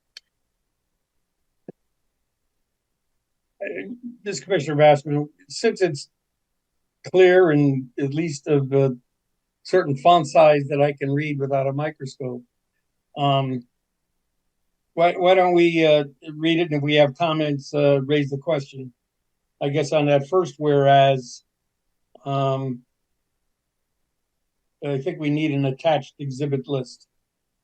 Yeah, Jamie Frederick and the wetland agent. I did not attach the exhibit list to the draft resolution document. However, the exhibit list that is in the Dropbox updated per the closing of the public hearing would be the recommended attachment per that first clause.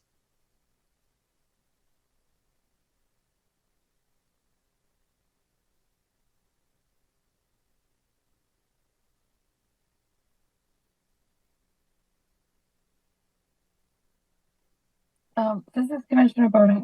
I'm curious. There was one item that we were discussing. Sorry, I'm not sure if I'm the only one, but I'm having a hard time hearing you. That could also be my voice. So, the last meeting that we had, we were discussing one of the items in 10.2, 10.2E. Mm-hmm. Yes. That we might discuss that a little bit this evening and get some additional Absolutely. Perspective on that. So I do have email correspondence from town council that was received today. I have researched the question of whether section 10.2E of the Inland Wetlands and Watercourses Regulations of the town of Branford can be the basis of a denial of an application for approval of regulated activities absent of finding by the commission that the proposed regulated activities have an adverse impact on wetlands and watercourses. I have not found a Connecticut case in which injury to or interference with safety, health, or the reasonable use of property absent evidence of adverse impact on wetlands or watercourses was relied upon as a grounds for denial of a watercourse wetlands permit application. I will, of course, be available to answer any questions related to this issue at the meeting this evening.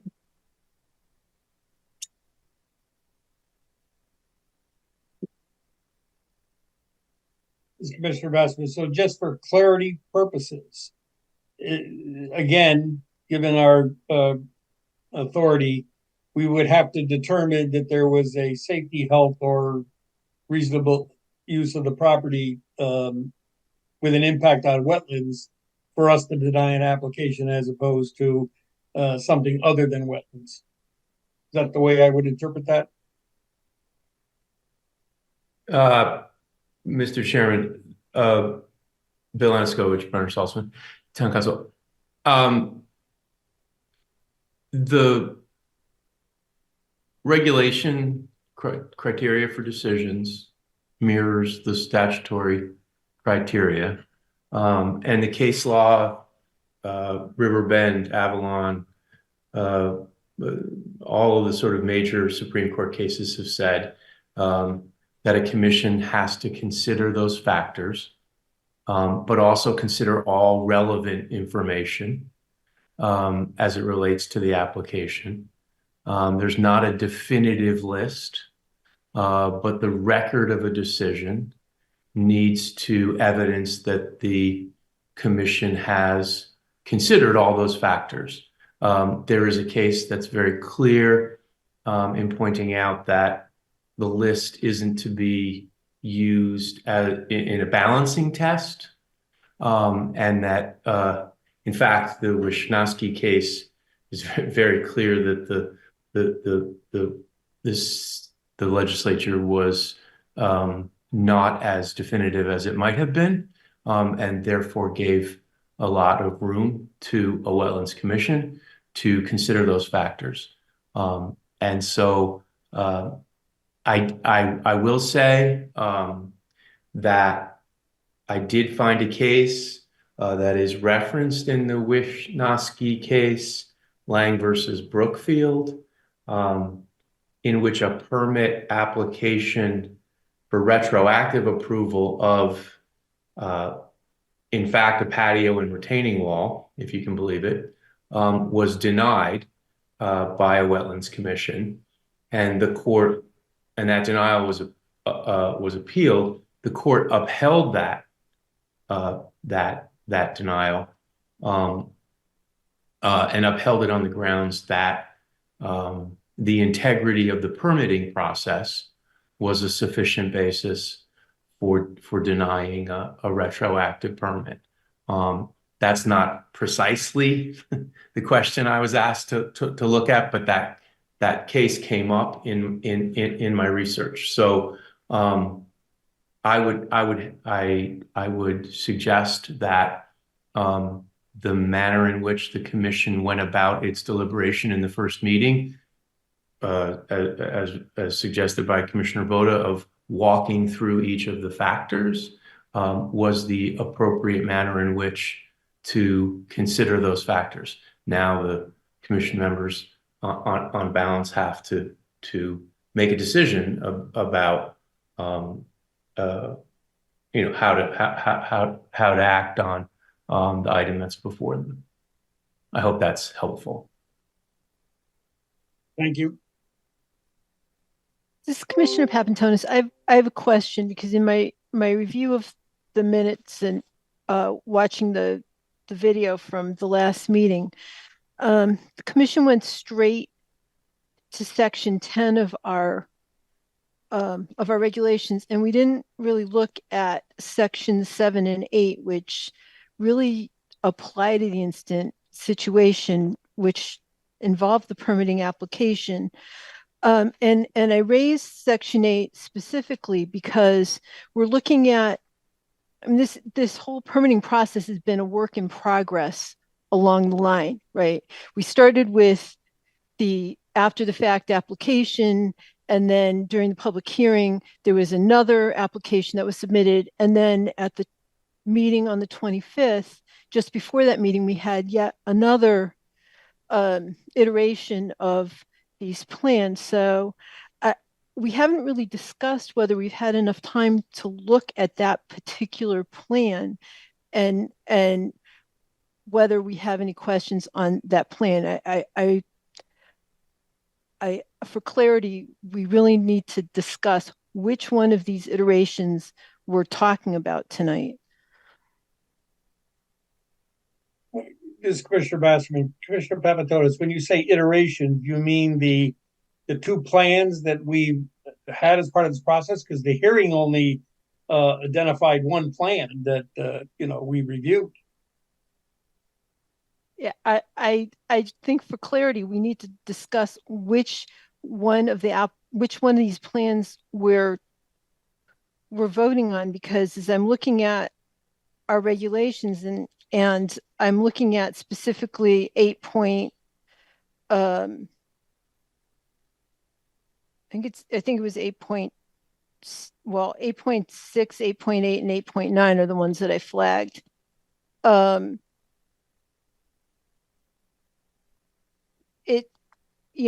It looks, we've heard a lot of evidence, right? And some of it's that we should let the patio stand as it is because there's no wetland impact.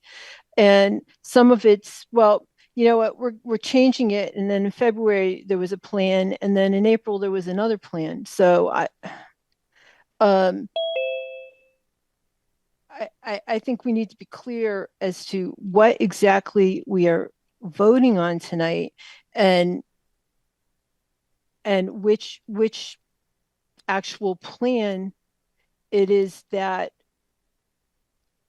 we're going to allow, or whether we should deny the application, make the applicant file a new application on exactly what they're proposing. I may be out in left field on this one, but I thought the public hearing was on the plan that was, I guess, the April submission plan. We had a public hearing, we took comments on that. The other plan was not part of what we had as our public hearing. Jamie, am I all wet on that? Jamie Frederick and the Wetland Agent. So there have been revisions to the plan since the original submission. So the latest plans submitted are exhibits 76 through 78, with 76 being the existing conditions, 77 being the proposed condition site plan, and 78 being the wall detail plan for modification of the retaining wall. And this is Commissioner Papantonis again. And the point I'm raising is that we had 2 public hearings before the last plan, the April 14th plan, which I don't think we got 5 days before the hearing. So I'm just asking the commission whether we feel like we had enough time to look at that and whether it was complete based on everything else that we've heard, and the fact that we got that just before the last hearing. There were some points raised about it at the April 25th hearing that nobody's talked about. But at this point, the record is what the record is. We're not amending that record for the deliberation discussion. You know, the testimony is in, the exhibits are in, and at this point, there's nothing to be added to the record. And it's our job now to determine whether the record is sufficient to either grant or, if not, deny the application. Commissioner Papantonis again. I am referring specifically to 8.9, whether we had enough time with the final application or whether it was so late in the process that it requires further review. And that's 8.9B. Jamie Frederick and the Wetland Agent. Would the commission like me to screen share that? Sure.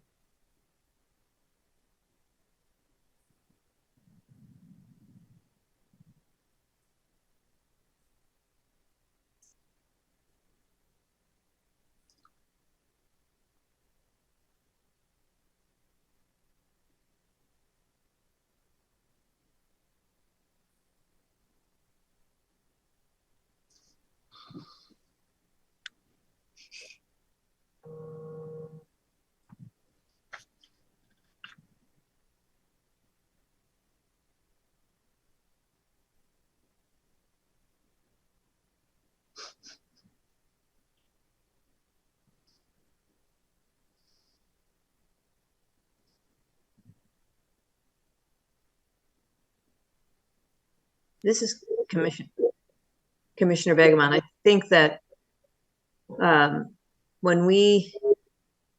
that the last thing that we saw, the revisions that were made were because of the things that had happened in this discussions in the previous meeting.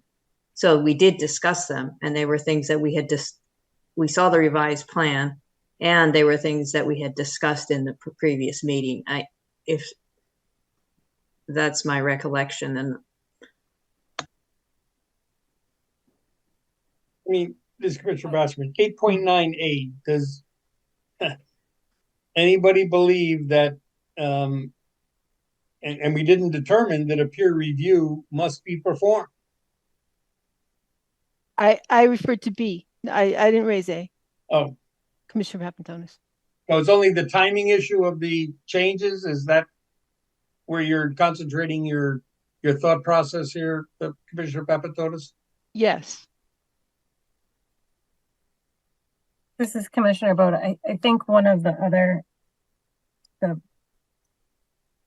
trouble that I have with kind of calling upon 8.9 is that, you know, so we had the application, and I can very, very distinctly and clearly recall Attorney Shansky asking multiple times, are there other questions that we have about the application that need to be addressed?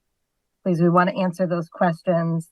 And there were no additional questions put forward by the commission at that time.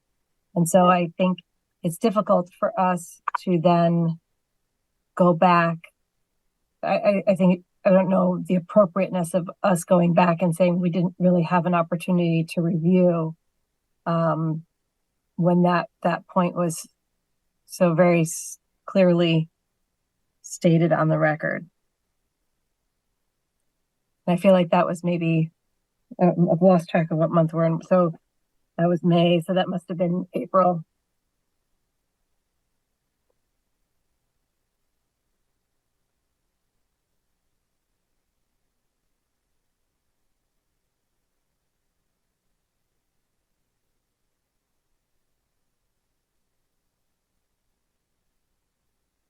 And I guess, again, the commission votes as a collective, independent collection of votes. So every commissioner has their opportunity to make a decision, and then we add them up and see where we're at. So if that's a particularly troubling point, Commissioner, I guess you need to take that into consideration amongst the other context of information that you have in making a decision.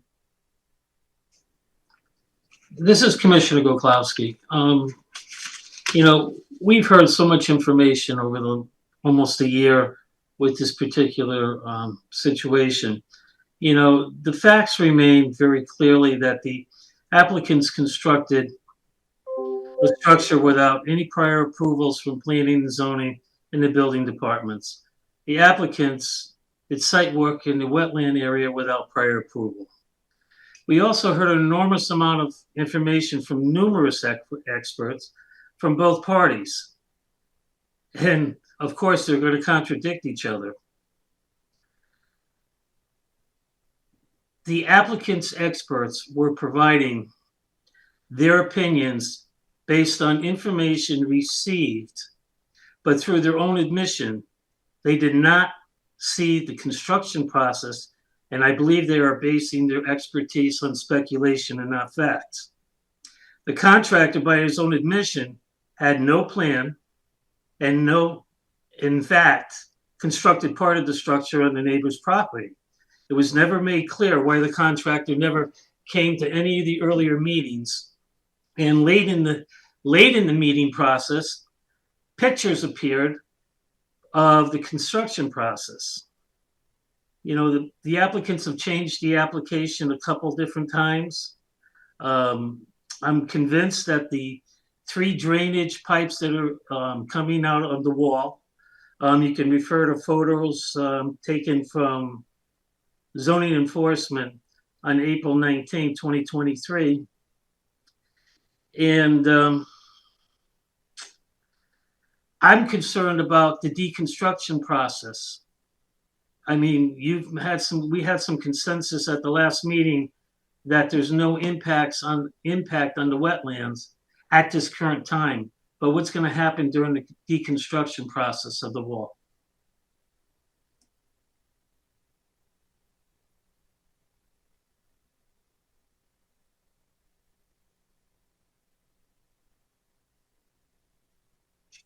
So this is Commissioner Boda. Commissioner Kwiatkowski, I'm wondering, that question that you just ended with. So what would you need to see? We can't go, the record is what the record is. And that is the only thing that we can make our decisions based off of. And so either what's within or what's not within that you would want to see, because basically at this point, we can either grant a permit and put conditions upon the permit that will satisfy your concern about the deconstruction. Denying the permit has to be on some very solid legal grounds that's within the record, and would have to be about I think, I mean, again, as the Chairman Basserman said, to each his own, and one commissioner, one vote, but our decision needs to be based upon wetland impact. And so it can't be about some of the other stuff that, like, unless you can show, and I'm very happy to hear anything that we have available to us that would give us grounds to do that. And a denial has to be cited for a very specific reason. You can look at the section that is on denying an application, and what the commission would have to do in order to deny. And then the folks going for the permit cannot submit a substantially similar application. And so it gets very complicated. Yeah, Commissioner Boda, you are correct. I am only one vote on the commission, and I've listened for the entire time that this has been before the commission, all the information. And if we take the information from one side and take the information from the other side, they both contradict each other. It's just you have to take it's what you personally believe to be the correct information. And that's where it's coming down to. Which side presented a better case on the information, whether it was good, bad, or indifferent. And, I have an opinion on this, and it's just what it is. It's an opinion. And based on the information that I've digested, I formed an opinion. And due process is due process, and the applicants keep looking for the commission to give them information how to get the application approved. They've changed their request 2, 3, 4 times. So, and I be very honest with you, I'm not sure what application is before us to approve. We're basing it on expert testimony. We have both sides of expert testimony, both very credible. But the problem becomes that the applicant's expert testimony cannot say for sure whether it will have, a direct impact. Okay, because they weren't there during the construction process of this whole situation. And that's where I stand at this time. I mean, like I said, and you said, I'm only one vote on the commission. Mr. Commissioner Bassman, the thing that I think we have to keep, however, in mind is, in some respect, we can't look a year ago and say that enters into our decision here. We have an application. We have testimony regarding that application. We have modifications to that application. We have additional testimony on those changes, and we now have a record that is complete. And you're right, there's evidence on both sides. And it is this commission's job to determine which of that evidence was compelling to move a decision in one direction or the other. But the idea that this all started without a appropriate permit is in some respect a bridge that is in the past. And we need to look at the record of what is before us.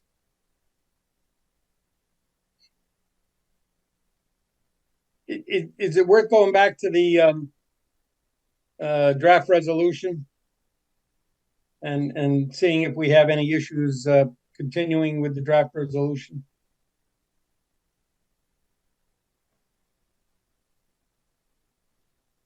Chairman Bassman, Town Council has his hand raised. He does? Oh, hello there. Hi, Bill Anasco, Branford Salzman Town Council. I wanna, for purposes of simply clarifying for the commission members, I wanna again reiterate the comments that Commissioner Boda made. With respect to 8.9B, the question in your regulations is whether or not a series of revisions amounted to a new application. If you believe that there is substantial evidence of that, then that should factor into your consideration. The 8.8 question is a different question. The 8.8 question is, which was sort of hinted at by Commissioner Glukowski, is whether or not there is specific information that you can identify. And there's a case on this. It's the Unistar case. You have to be able to identify, particularly as Commissioner Boda questioned, what it is that was requested and not provided in order to make an 8.8 claim of incompleteness. Those are your regulations. And I want to be clear that the standard is substantial evidence to support a decision, not, with all due respect, which side you think is correct. The question is there substantial evidence to support in the record to support the action of the commission? So I wanted the members to be clear about what the rules are, and again, what the standard would be for review. Commissioner Basserman, I appreciate the fact that you allowed the town council to speak. I would appreciate. Who are you? Who's talking right now? As well. Who's talking? Can we mute that? It's not a commissioner. Can we mute that? Thank you. All right, proceeding, given town council's comments, we were going through the draft resolution. Does anybody want to continue that? Or do we want to continue to just chat? Jamie Frederick and the Wetland Agent. Sorry, I'm just gonna restate that this is deliberations. The public hearing has been closed. The commission cannot receive any more public comment on this matter. As stated, the commission has to deliberate on the material that's in the record of the application. So at this point, the commission cannot receive any more public comments or input on this matter. That motion was made at the April 25th meeting to close the public hearing.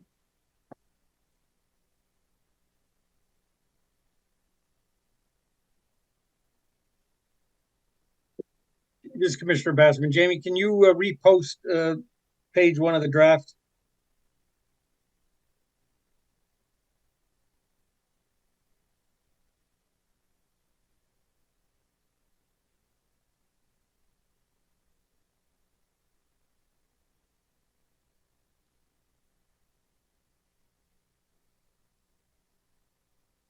Anybody have issue with the first three whereases? Commissioner Goklowski, as far as the pursuant to the activity on 38 Howard Avenue only, there's been a question whether or not the property line has been encroached on to the neighbor's property. So I don't know how we're going to address that situation. This Commissioner Bassman, doesn't this application say that all activity would be contained on 38 Howard Avenue? Jamie Frederick and the wetland agent. Yeah, the application represented that it was contained only to 38 Howard Ave. There is a section of the retaining wall that has been identified as encroaching, and that section has been called out as not being part of the pending application for review. If the commission wants me to pull up the site plan, let me know.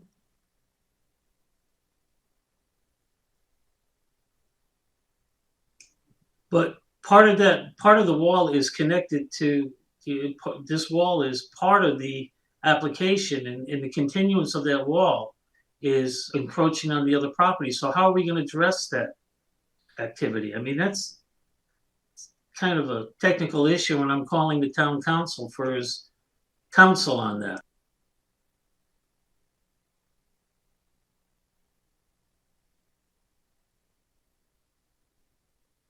Sorry about that.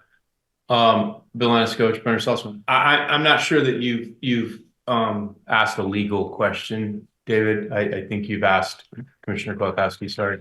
I think you've asked a question that is, as Chairman Bassman pointed out, is not before the commission. So I don't know that there's a legal question there.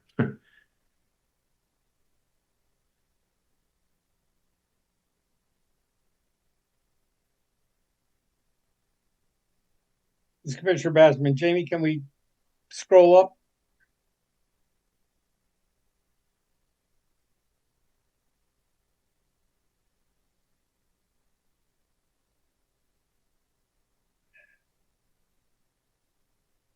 This is Commissioner Boda, just thinking about that whereas about the 38 Howard Ave only. I think part of the issue with this particular application is that there's so many things going on, and we know that there's legal cases going on as well beyond the scope of this particular commission, and it is difficult as a human being to separate out what is within our very narrow purview with a lot of the other things that would be dealt by property law in a court between two people, or maybe it's a planning and zoning issue. And we know, some of these factors have been brought to our attention, and it's hard to separate them out as they feel like very important pieces of information. But I think within our very narrow purview, that piece of about the crossing of the property line is, again, it's not a wetland issue. That is someone else's purview. And so just something to keep in mind is that some of the things that maybe have been more frustrating, it's because it's not really our lane. And I don't think that we necessarily have the purview to address some of those items, which is why it's also happening in other places. So we just need to do our part to the best of our ability. This is Commissioner Bassman. The whereas that starts, the commission finds the application complies. I guess the only problem I guess I have with that sentence is the word all.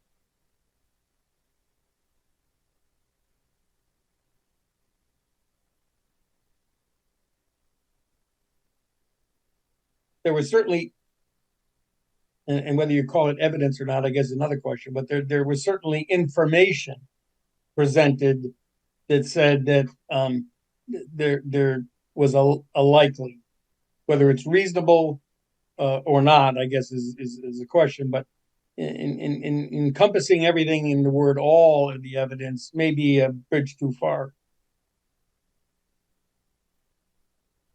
This Commissioner Papantonis, I have issue with that statement as well. And the reason I have an issue with that statement is that, and I wasn't the only commissioner that asked for this, but I specifically remember asking for the plan. And what we're dealing with is something that was built without a plan, which is the first thing that we want to see as a commission in this type of situation, right? Is what was the plan? And we've spent hours and hours and hours going over what's underneath this, where are the ray bars, how was it drilled in, what amount of soil was taken out. We don't know these things. There was no plan, and I personally have a problem with that.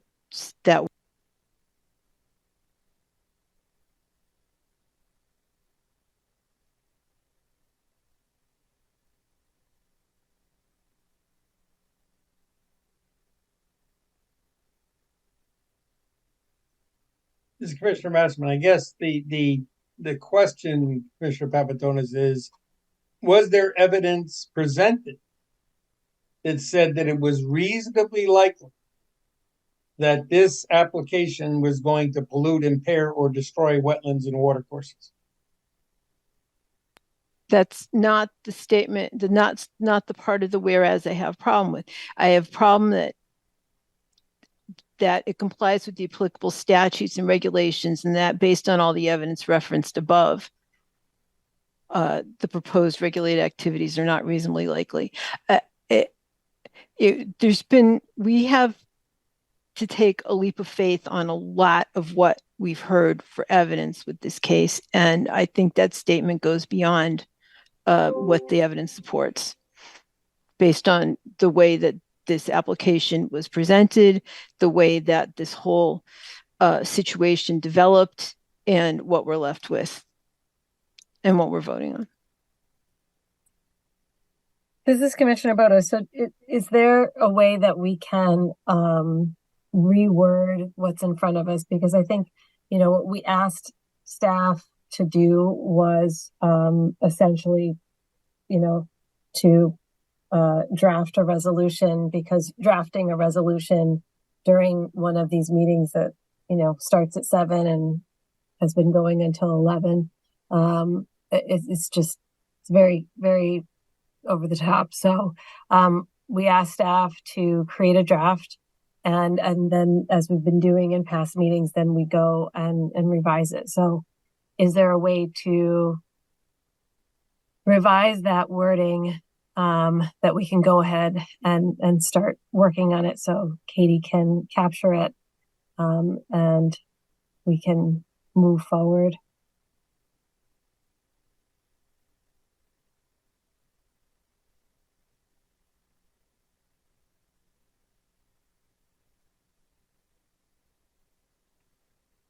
If you're asking me as Commissioner Papantonis, I'm thinking about it. I don't have wording formulated yet.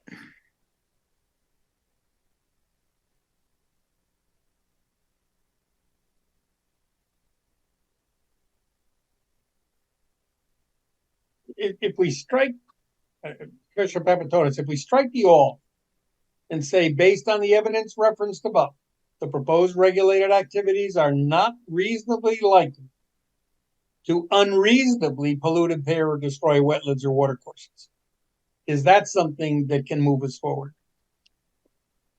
Commissioner Papantonis, that would be better language. This is Commissioner Begman, and I just have a different take on it. I feel like it was written to say, based on all the evidence referenced above, which is all that has gone on, all in the public, all of our meetings, all of the public hearings, etc. And so what it's saying is that we are making a decision based on everything that we've heard, that we're taking all of it into consideration. We're not only looking at something. and not others. That's how I interpret that, and I'm fine with you all. Yeah, this is Commissioner Ormrod. I'm on the same page as Commissioner Begerman. I interpreted this initially as, based on information in the record, on record, encompassing all meetings, public hearings, deliberations associated with this application. So yeah, I'm comfortable. Really, I guess either way, with the all or without it. Commissioner Goklowski, maybe the better wording would be based on the information received during all the meetings regarding this matter, and then, use that terminology. I have a problem with all the evidence referenced above. I personally have a problem with that because most of the evidence contradicts each other. One side said one thing, one side said another thing. They contradict. And so you got to be careful with that word all. It's encompassing everything. And I have a problem with the word all. This is Commissioner Basserman. What if we said based on the evidence in the record?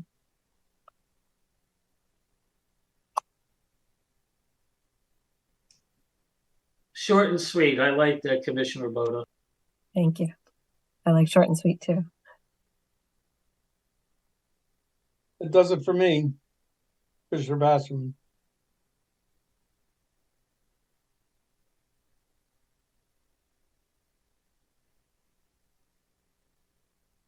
Commissioner Begerman, does that still encompass your all above kind of notion? Commissioner Begerman, I'm fine with that. Commissioner Ormrod? Yep, I'm fine with that. Good move. Anything else in that whereas? Okay.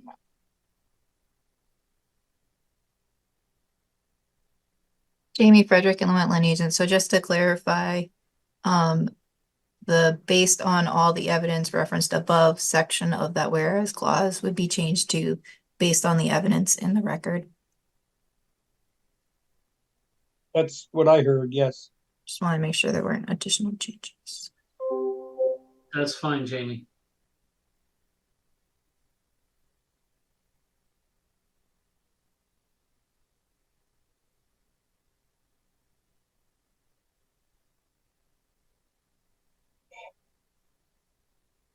I don't want to start a discussion again, but have not offered, quote, proof.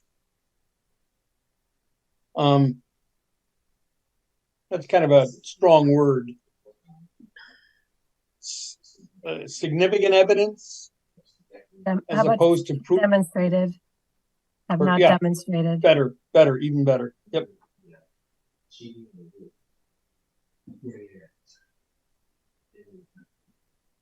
Have not demonstrated significant. That have not demonstrated that the application is reasonable, and then it just keeps going. So instead of offered proof, it's just application. This is Commissioner Begerman. Can we use that preponderance of evidence phrase that is referenced in our discussions, right? When we were talking about there hasn't been harm to the wetlands, I think the phrase was there has not, you have to show a preponderance of evidence, right? That there is likely damage to the wetlands. I don't have the wording exactly. Maybe somebody. Jamie Frederick and the Wetland Agent, Town Council has their hand raised. Thanks, Jimmy. Mr. Chairman, in response to Commissioner Begerman's comment, I think she's referring to the substantial evidence standard, which is the equivalent to a sufficiency of the evidence standard. I would also just point out that 22-A-19, the intervenor statute, imposes upon interveners a burden of proof, which is where staff got that language. the statute places a burden of proof on the interveners to show that the application is reasonably likely to have the effect of unreasonably polluting, impairing, or destroying wetlands or watercourses. So that language is simply, if you will, indicating that the demonstration, to use the alternative word, didn't rise to the level of meeting that burden in your opinion, is what that language means. So not that you need to use the word proof. Demonstration is perfectly reasonable, but the point is that the commission is required to make a finding of whether or not the interveners carried their burden as imposed by the statute. Attorney Yanukovych, question. We accepted the interveners as part of the record based on the information that they gave us.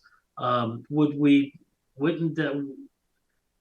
No, you accepted the intervener petitions based on the allegations of harm to the environment. And the statute requires that they carry that burden of proof of demonstrating that to you by substantial evidence. The question for you is, and the requirement for the commission is, making a determination of whether, in your opinion, they carried that burden of proof or not. And so this language that the staff used is addressing that factor. Okay. Thank you. Commissioner Boda, you had the word, I believe, demonstrated in your suggested language. Am I right on that? That's correct. So demonstrated evidence instead of proof? Is that worth consideration? This is Commissioner Boda. I mean, so, hearing the rationale for why proof and that it ties directly to the language in the statute, it certainly makes it tidier. I think that our sensibilities as writers, it does come across as, I don't know, something that feels a little unseemly about it, right? So I think if demonstrated works and we feel comfortable with demonstrated, that's fine. If all of this is on the record, all of this discussion is also on the record. So if it's there and we want to leave it because it really connects to the statute, that works as well.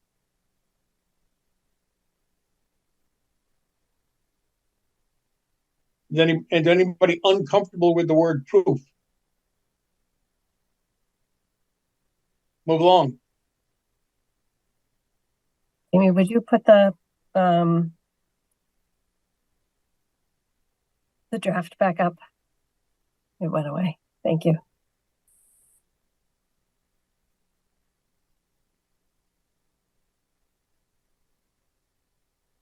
And then just scroll, this Commissioner Boda, just scroll to get that bottom whereas maybe up to the top. I would say have not demonstrated that the application, I would leave out offered proof. I would just say have not demonstrated that the application is reasonably likely to have the effect of unreasonable polluting, impairing, or destroying the wetlands or water courses. Let's just leave the offered proof out and use demonstrated that the application.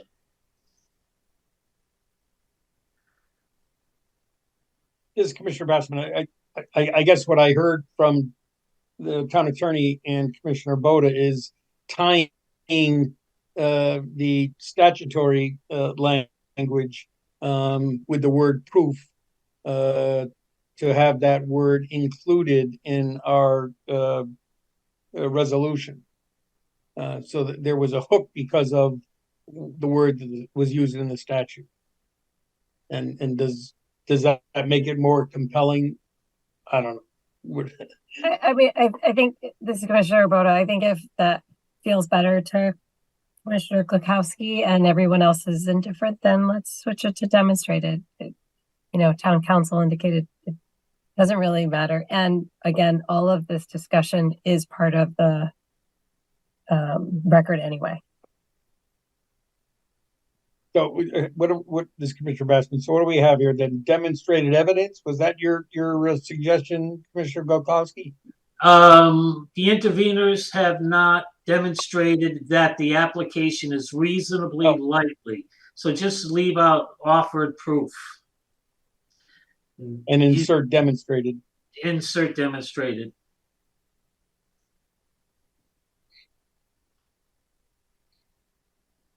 This Commissioner Papantonis, legally, I don't know that that's the right word to use. We're dealing with substantial evidence, and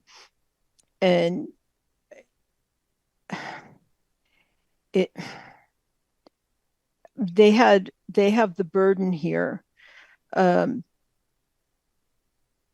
It's not a preponderance, but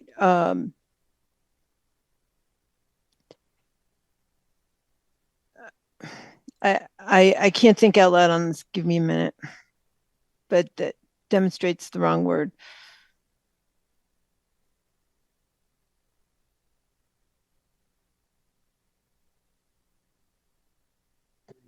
Commissioner Begemon, I think that after Attorney Town Council Anna Scovich explanation of why proof is used, I think we should just leave it as it is, as Jamie wrote it. It relates to the statute that says that interveners have to provide the proof. So this Commissioner Papantonis, here's the problem: is that they've offered proof. The question is whether the evidence, which way the evidence is, whether it's an equipoise or whether they've substantially shown. So it's not that they haven't offered proof. There is proof that has been offered. So it would be better if you just say have not proven than offered proof. Yeah. This is Commissioner Bassman. Proof is tough here. I mean, the sentence, you can't stop at proof. It says the proof that the application is reasonably, have not offered proof that the application is reasonably likely to have, an effect of unreasonably polluting. So, I mean, we're getting hung up on one word here. Well, yeah, I understand this, Commissioner Papantonis, again, but legal, proof, it's a legal term. It's a term of art, and when you're offering proof, you're proving something, but it's not that they haven't offered proof. If the commission's finding that they haven't proven it, then we should just say they haven't proven, not that they haven't offered proof, because they did make an offer. You can accept it or you cannot accept it, but you can't say they didn't offer it legally, I think.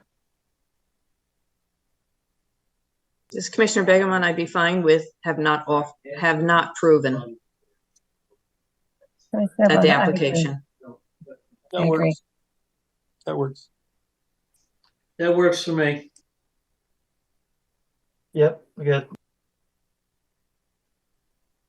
Jamie, Katie, you have enough on that whereas to I got change it.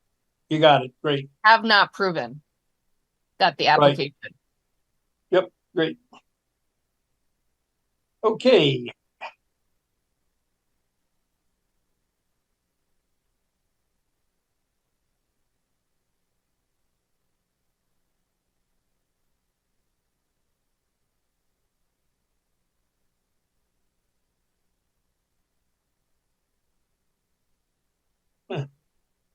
This is Commissioner Bassman. Jamie, can you put up section 1? Sorry. Can I put up Section 1 of the regulations, title and authority?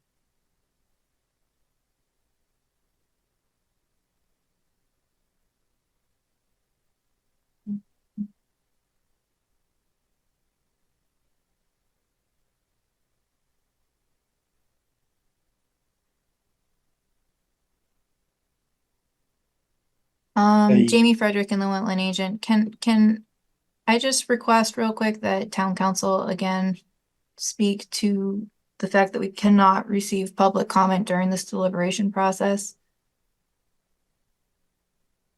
Just so that everyone's clear that it's from a legal standpoint that there can be no public comment on this matter. Town Council, Bill Esco, Chair, Branford, also Town Council. Staff is correct. Effectively entering comments in the chat box in a Zoom meeting is the equivalent of shouting at a meeting outside of a public hearing, which would not, I don't think, be tolerated by the chairman. And so in order to preserve the integrity of the deliberation, I think members of the public should refrain from entering comments into the chat box. At a minimum, members of the commission should turn the chat box off and engage in their deliberation without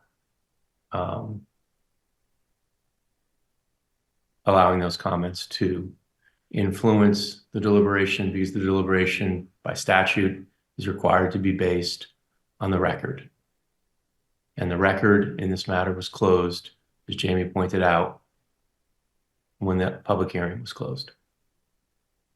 Jamie Frederick in the Wetland Agent. It's not that the commission doesn't want to receive public comment. It's just that window of time has closed. And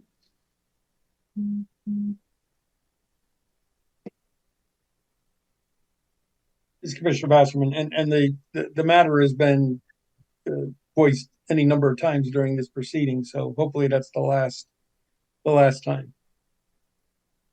Can you scroll up a little bit, Jamie, please? Thank you.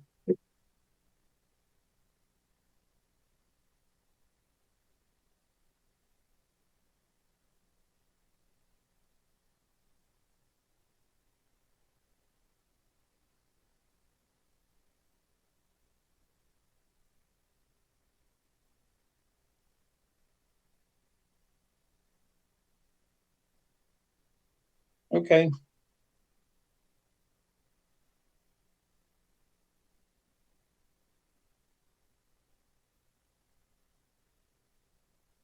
I'm okay with the whereas as stated on the draft document that we were reviewing previously. This is Commissioner Basserman.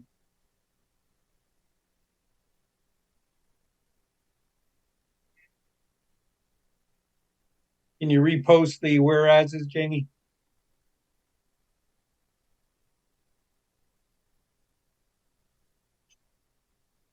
Do we get to go to page 2?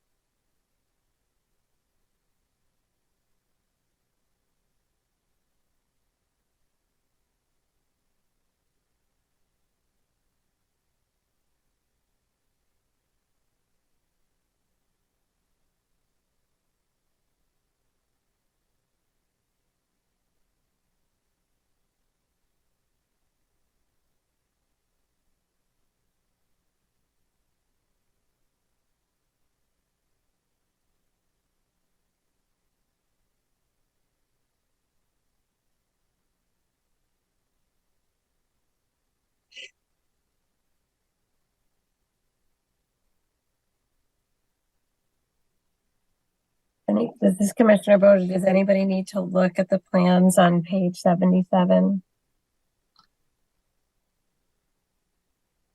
This is Commissioner Begemon, and this may be too late to. We talked about the definition between the driveway and the patio, and that there's a change in the blocks, the way they're laid out. And Jim Preddy said, I don't know how you ever stop a car from like driving too far. And I was thinking about this since the last meeting, and I don't know if it could be like a raised block or bollards, whatever they're called. Because at some point this property will be owned by somebody else. And in order to prevent people from driving past the driveway onto the patio, seems to me reasonable to have, and that reasonable to have something solid that a car can't drive over, or and I don't know if it's too late to add that as a condition, if people think that that's reasonable. We could, this is Commissioner Bodo, we could add it as a condition and then have, additionally them kind of add that to the plan. So add it to the plan and add it to the implementation of the plan. You know what I mean? This is Commissioner Goklowski. Am I under the impression that prior to start work that they're going to actually have engineered, signed off plans to present to the inland wetlands officer for approval? I mean, they presented plans, but the plans have changed so many times. I'm talking about final plans. Jamie Frederick and the wetland agent. The plans that would be for consideration this evening are the plans that are in the record.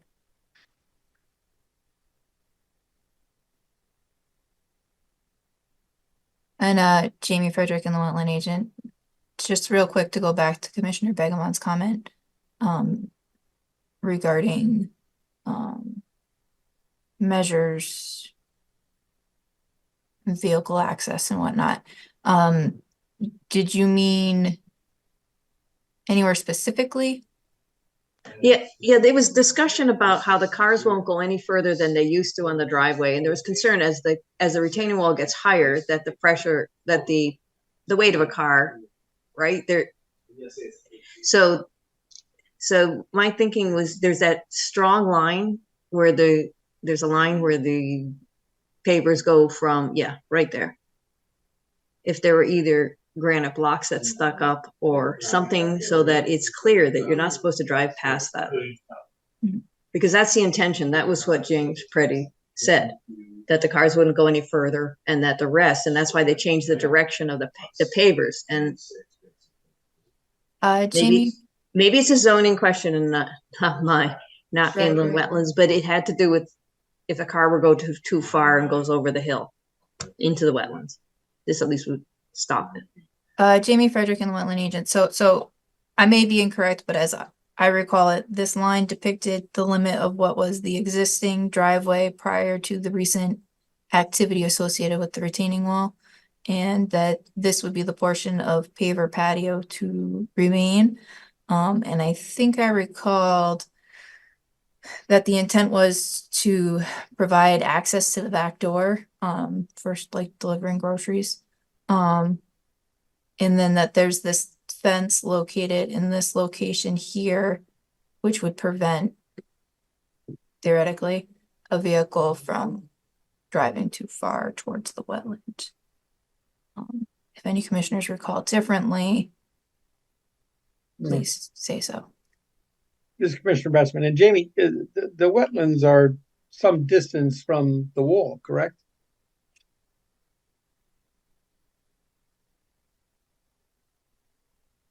Yes, if I recall, it's about 30 feet, but if you want, I can pull out the plan. No. I guess the concern that maybe I would share with Commissioner Begerman is maybe not so much the car going into the wetlands, but destroying the wall and therefore opening up water flow that was not by design, going through the retaining wall.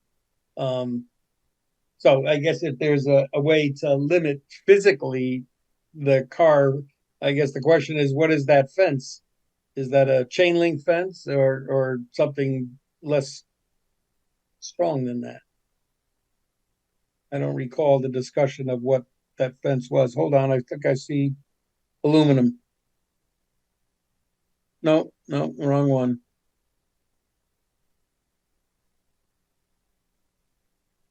I don't see a note on that fence, Jamie. This is Commissioner Papantonis. I think it was different. I think it's different on the two plans, the two last plans. One of them was aluminum and the other one was a solid fence of some kind. Yeah, so, which is why I was asking what exactly we were voting on.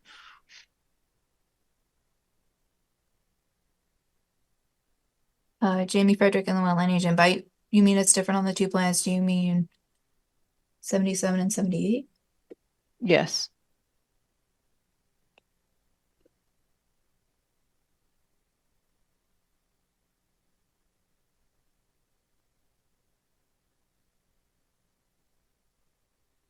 So I do see on Exhibit 78 a call out identifying that the change in pavers is limit of paver driveway pre-January 2023 patio / retaining wall work.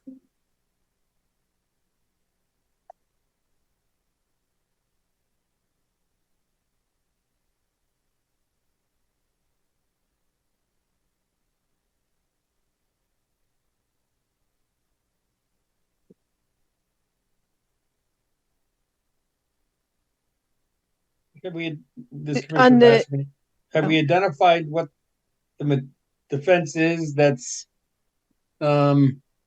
between, what are those numbers? I can't read those numbers. At the end of the paver section, the subway lineup for the pavers, that's where the fence is, correct? Right here? Yeah. Have we Yeah, identified so that fence? where the pavers transition into the landscape areas where the fence Right. is. Right. And do we know what material that fence is?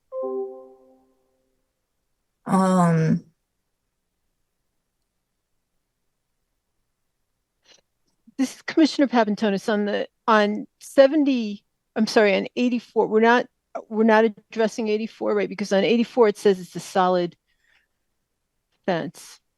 80. Well, the 6 foot, it points to a different area. I don't know if it's the same material or not. The note on the left, second box up, talks about a solid fence with gate to be installed. But that's access to the paver patio, not the fence at the end of the quote patio that links to the driveway. Jamie Frederick, inland wetland agent. It's not completely clear what this fence is. I will identify that to me it appears to be the same symbol as the call out for 6 foot high solid fence with gate to be installed within building setback line. So yeah, I suppose that does not apply to this because that's outside of the building setback line. So I'm not sure what the material of that fence is. I guess Likely Commissioner could be this. Bassman, what Commissioner lesser Begeman fence. would suffice for a fence to resolve your concern?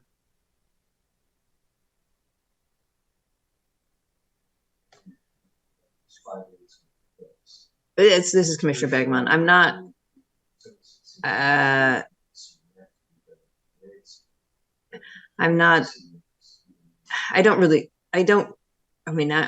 realize that you can't talk to the engineer now. And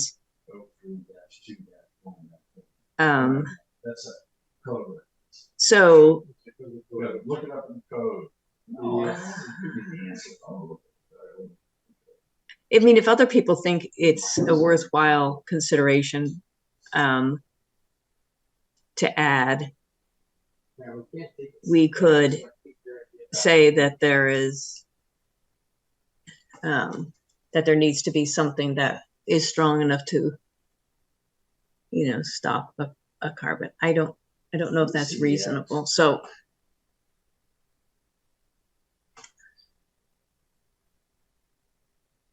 but I think I have read that people will have like granite blocks, right? So at least to stop the wheels, right? Like a curb of some sort. Or higher ballards that could be made out of, solid wood that you see in state parks or whatever, granite. But I think that probably requires some engineering changes, which are would have to be discussed. So I don't know how you do that. This is Commissioner Goklowski. Again, I'm going to restate what I said earlier. You know, we don't have clear plans, and the applicant is expecting us to come up with a clear plan so they can get an approval. This is Commissioner Begman. I realize, let me just say that the possibility of a car going over and going down is one of those things that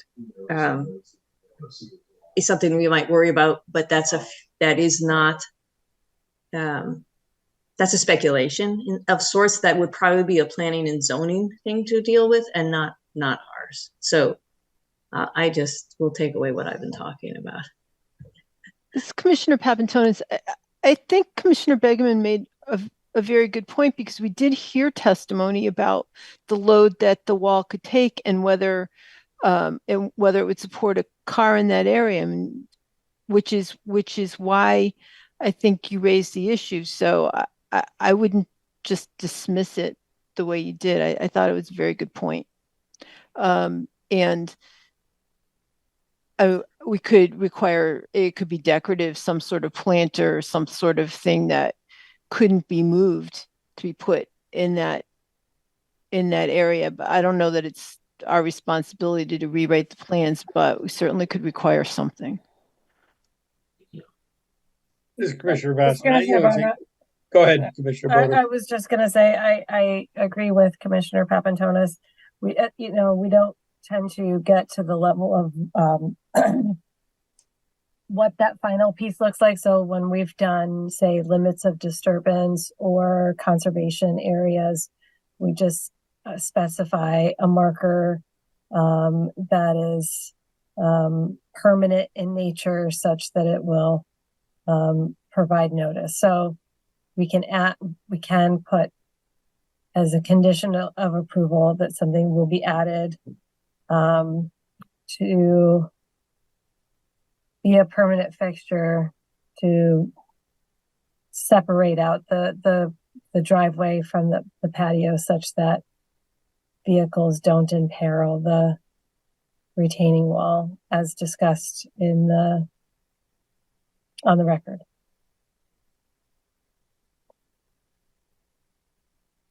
Katie, I hope you got that, because I can't repeat it. Jamie Frederick, in the wetland agent, to clarify between the patio and the landscape area. Patio/driveway. I'm not sure they're uniquely identified. It's Commissioner Papantonis, as I understood Commissioner Begeman, she was referring to the line where there's a 41.2 and the pavers change from one direction to another. Correct me if I'm wrong, please, Commissioner Begeman. As I recall, they said that the driveway would not be any longer than it previously had been. But this is Commissioner Boda. We may not want to make it so specific, because we're going off of memory and we're not looking back at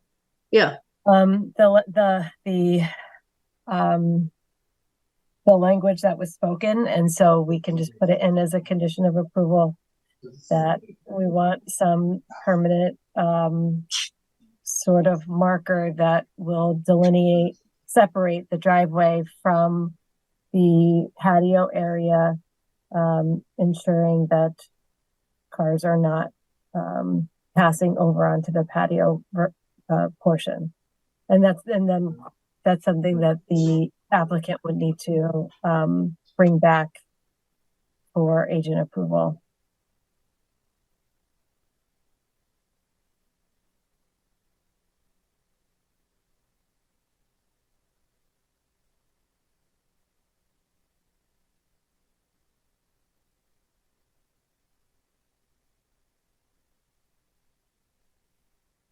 Okay. Anybody have issue with that recommendation? All right. Next item.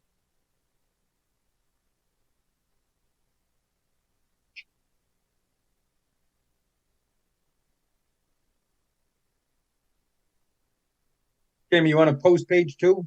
Oh, sorry.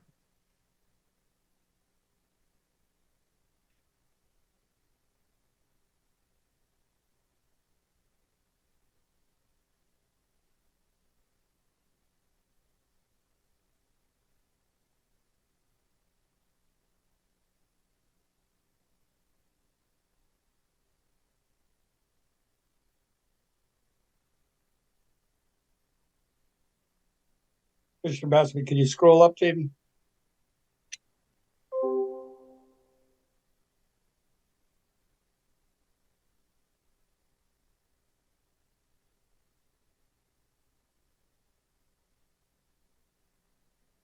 This is Commissioner Bodo.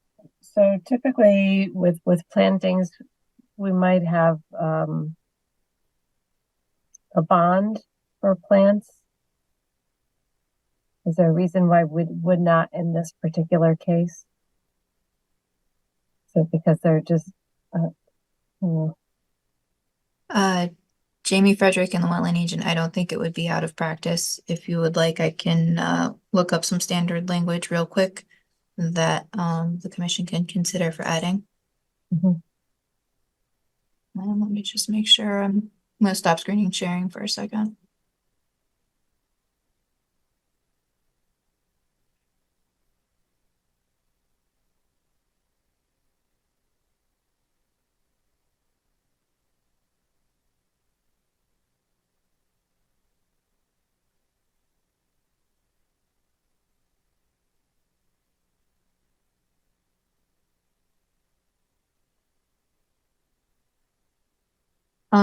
Jamie Frederick and the wetland agent, before I try and read something, would you envision are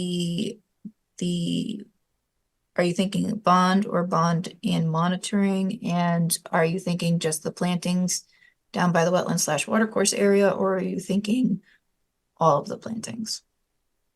This Commissioner Boda, bond and monitoring, and by the wetlands. I'm sorry, what was the last part? By the wetlands. But I'm just one, so folks can disagree. This is Commissioner Begon. When we get to the number of years, can we consider that it's been monitored for a year already? Or, find a date when or not. In other words, to shorten the period of monitoring because it's already, or are these new plants going in? These are new plants going. Okay. Okay. All right. 1 minute. Okay.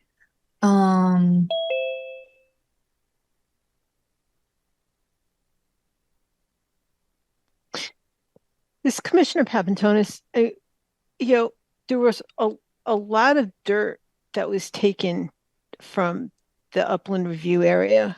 And I think if there's monitoring, it would have to be for both areas. It's one person's opinion. Jamie Frederick and the wetland agent. So another consideration would be the slope area. So I think kind of to the point that Commissioner Begelman was making, the plantings along the watercourse have not been planted yet. However, the slope area that was disturbed below the retaining wall has revegetated. So you could include potentially monitoring of that area where they have called out to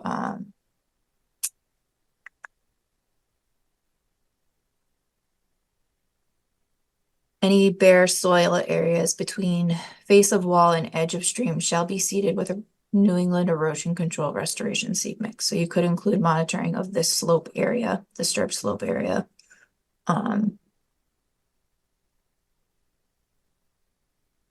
This is Commissioner Papantonis. Jamie, when you say it's revegetated, is it revegetated with native plants or with invasives? Jamie Frederick and the wetland agent. I think a bit of both.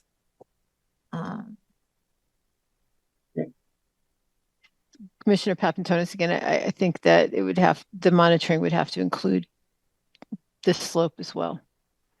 and invasive species monitoring / management. I'm assuming based off of that comment. Correct.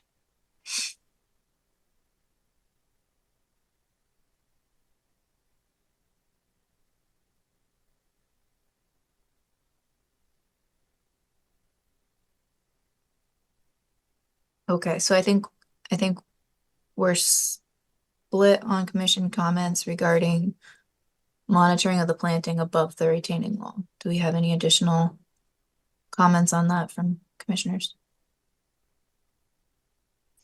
Commissioner Yeah. Gogowski, I think we should monitor the plantings, just of the applicant's past practices. I think we should just keep an eye on it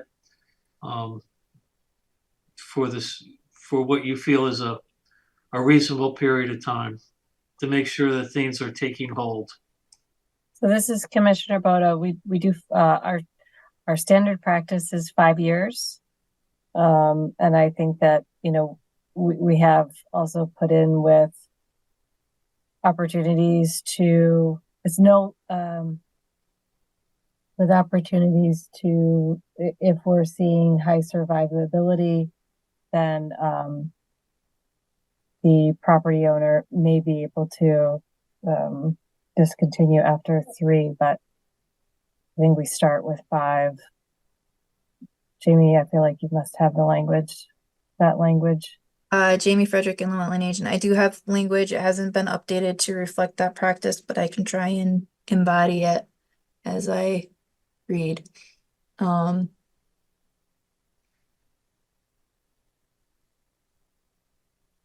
So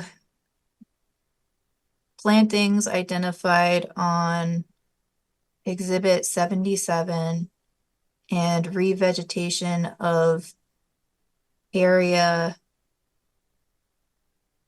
of disturbed soils located between face of wall and edge of stream shall be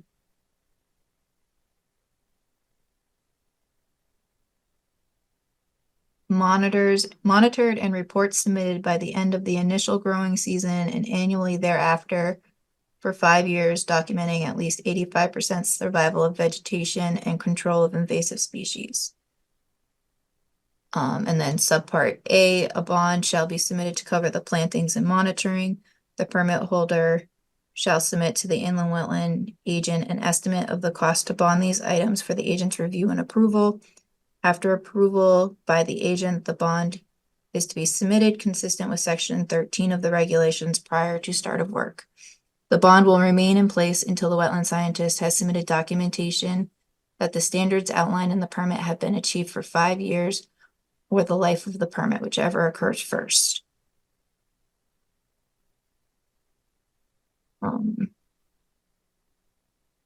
Reports documenting compliance with the standards submitted on time for 3 years.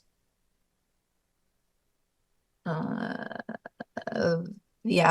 permit holder may request a reduction of the monitoring time. Part B, the wetland scientist must approve any alteration to the planting plan, including but not limited to changes of species or number of plants, and the wetland scientist is to notify the wetland department of changes in writing. Email is acceptable.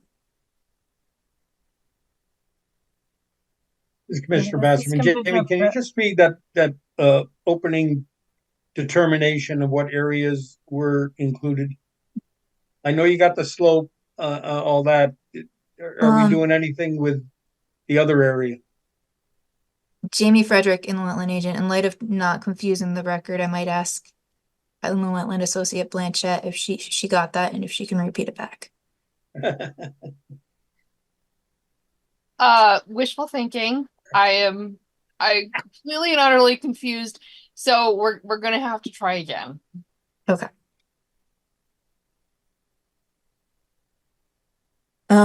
So we've got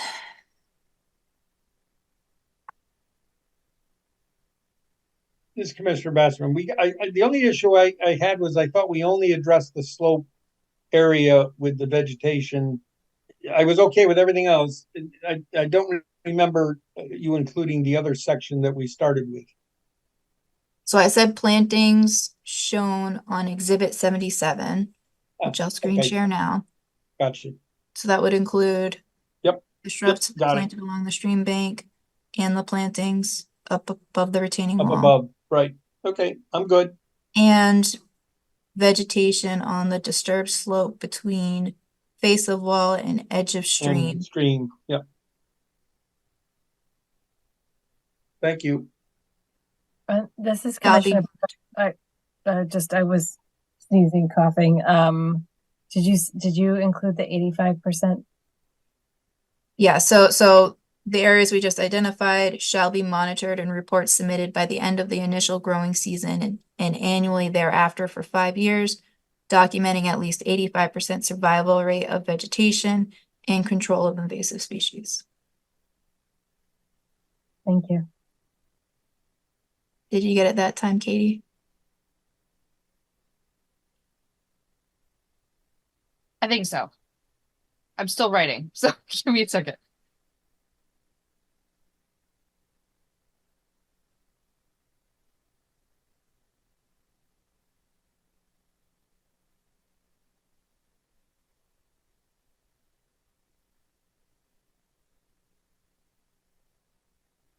Okay, so bonding is going to be required for plantings and monitoring for along watercourse, the vegetation from the base of swale to the edge of this base of wall to edge of stream with 85% success rate of vegetation and control of invasives. Yes? Mhm. Is Sounds that all right. of it?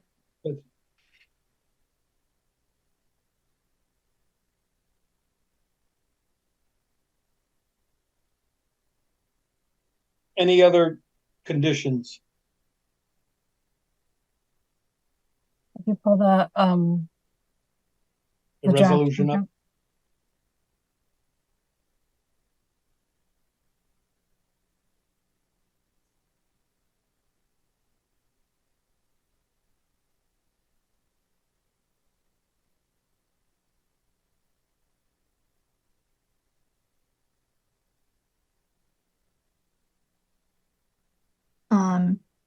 Jamie Frederick and the wetland agent can, I just want to confirm Associate Blanchett. Did you pick up the additional condition that was discussed previously about permanent markers at the end of the driveway? I did. Permanent marker that separates driveway and patio area. It's something that applicant's gonna need to bring back for approval of IW agent. Jamie Frederick, inland wetland agent, does the commission feel that that would be like item 2C? Because that also, item 2 speaks to, Can you pull the draft up? so we Yeah, can put see? yeah, that resolution back up there. speaks to modifications.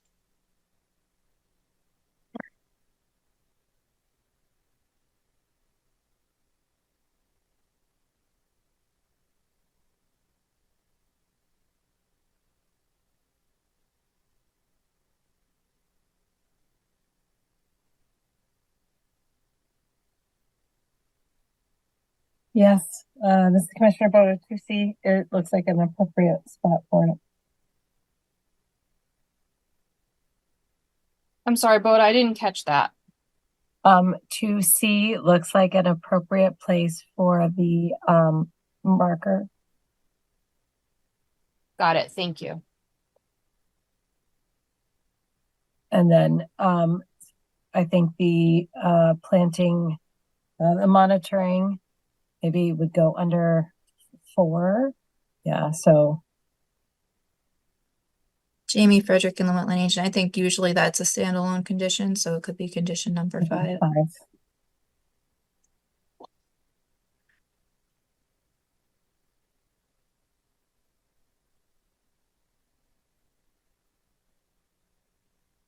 Any other conditions that a commissioner wants to add to the list here?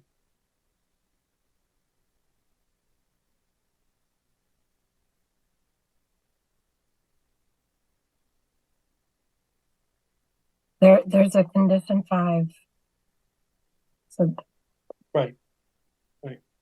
The plantings, bonding, and monitoring. No, there's already a condition 5. Oh, there is. Oh. Can you post that resolution again, Jamie? I'm sorry.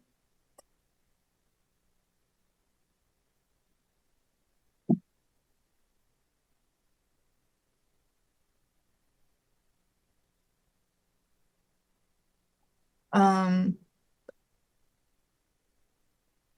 Jamie Frederick and the wetland agent, are you referring to the standard conditions or?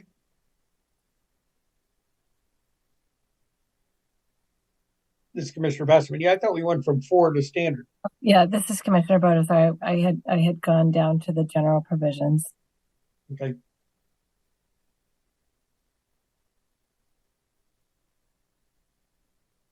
Can you put those resolutions up, Jamie?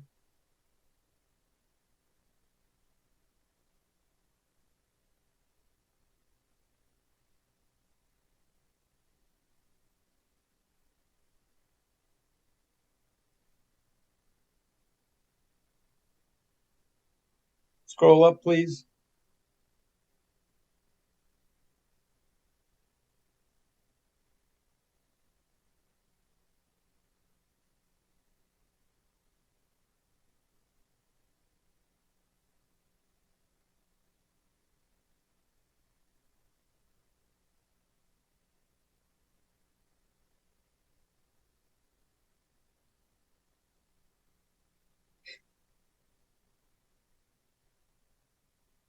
And page 3.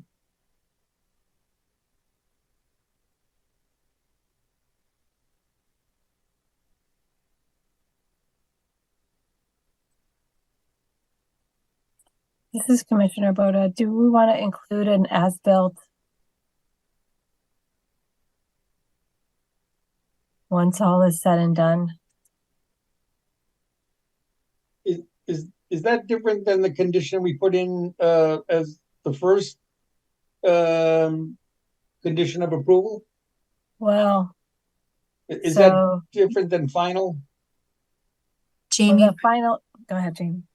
Jamie Frederick and the wetland agent, the final inspection is just, staff going out and viewing the activity.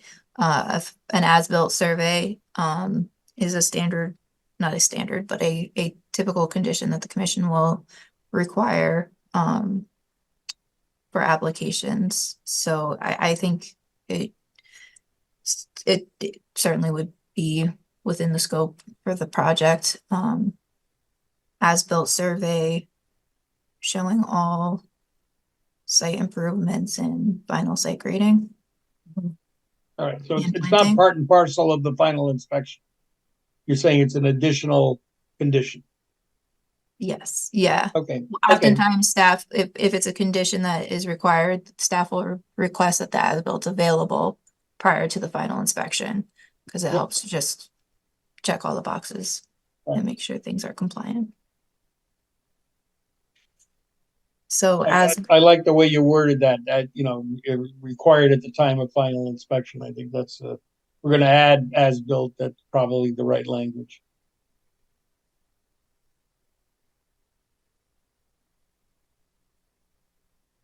So as-built survey required prior to final inspection to include all site improvements, final grades, and plantings.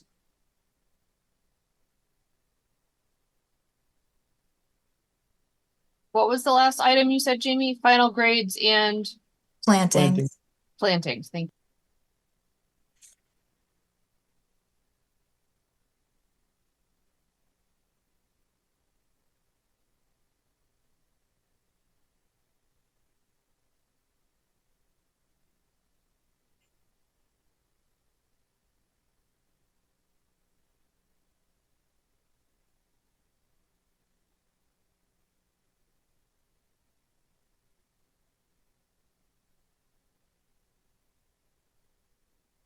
This is Commissioner Bashman. Are we ready to move to the next step?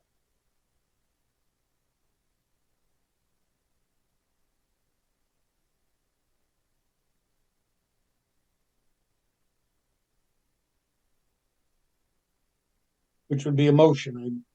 I believe, Jamie, am I right on that? We've kind of gone through the draft resolution. There doesn't seem to be any additional items that we want to lay out as conditions for approval. We've got the general and the standard conditions.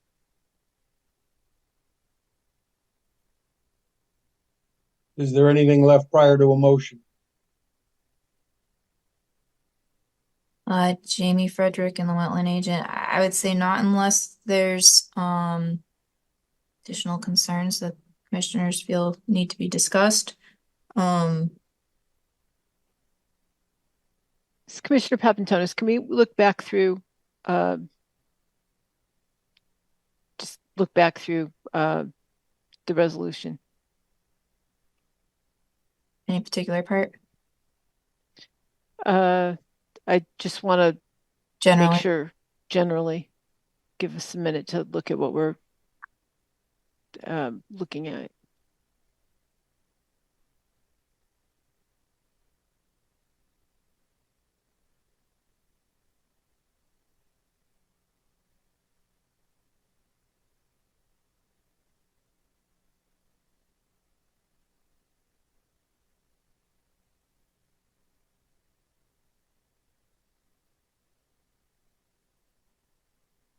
And the next page. Gonna bump in real quick, sorry.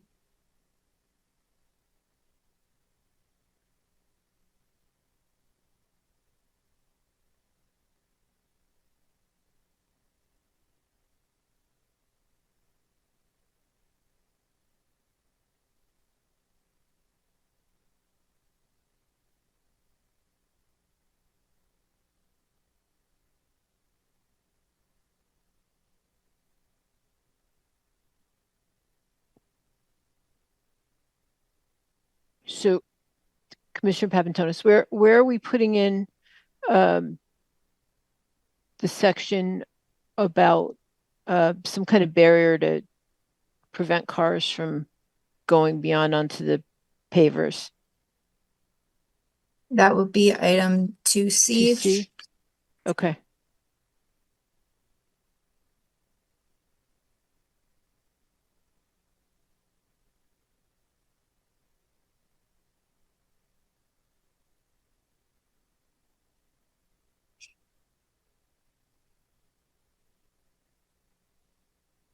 Commissioner Boda, I'm wondering if between Katie and or Jamie, we can just start from the top and just itemize the changes that we've made.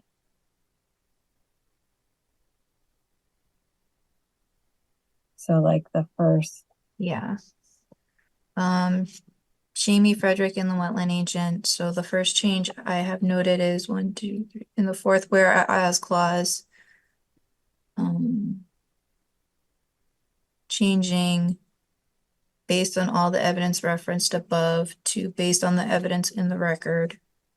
And then in the next whereas clause, changing it to read pursuant to CGS 22A-19, the commission finds that the interveners have not proven that the application is reasonably likely to have the effect of unreasonably polluting, impairing, or destroying wetlands or watercourses.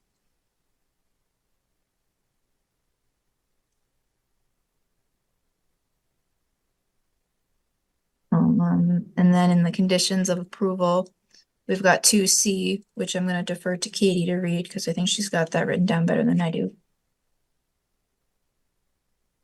Whoops. Permanent marker that separates driveway and patio area, and should be brought back to the IW agent for approval.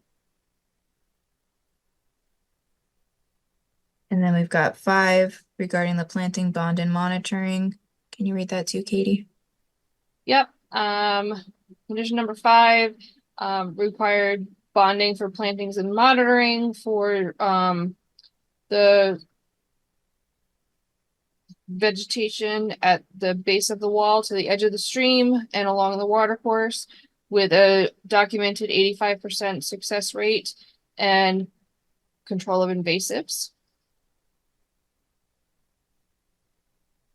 Jamie Frederick and the wetland agent, just to clarify, I think reference should be made to exhibit 77, all plantings shown on exhibit 77 based on the discussion. Okay. And then 6, an as-built survey required prior to final inspection to include all site improvements, final grades, and plantings.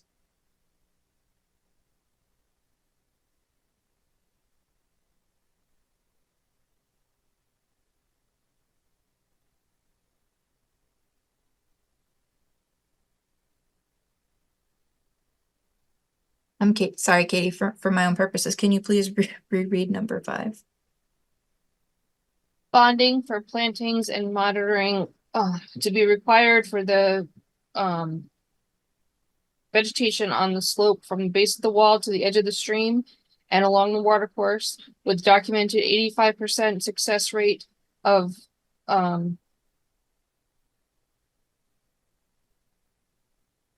survival and control of invasives.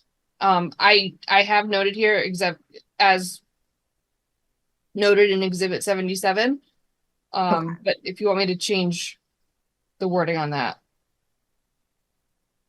I think along watercourse could be substituted with plantings shown on exhibit 77 because that shows those plantings and the plantings above the retaining wall. Okay. I would also suggest adding to that language so that's number 5. So 5A would be a bond shall be submitted to cover the plantings and monitoring. Do you have the duration of monitoring in that first part, Katie? I don't. Okay. I know the standard is 5 years. But I didn't hear somebody specifically say that. I believe Commissioner Bodas stated 5 years is the standard practice. Yeah, so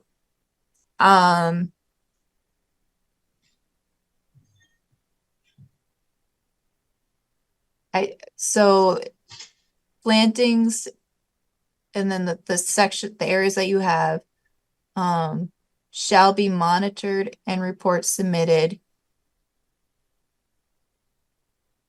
by end of initial growing season and annually thereafter for 5 years, and then goes into documenting at least 85% survival of vegetation and control of invasive species. And this is Commissioner Begemon, and at the 3rd year report, a determination could be made whether further monitoring is required based on the survival rate of the plants.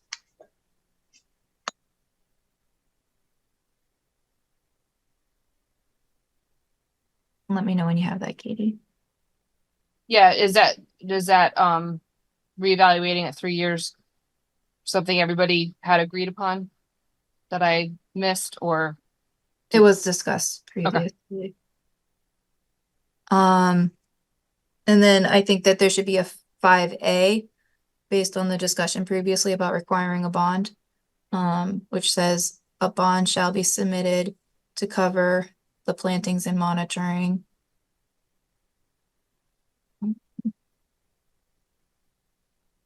Yeah, that's what we were just discussing.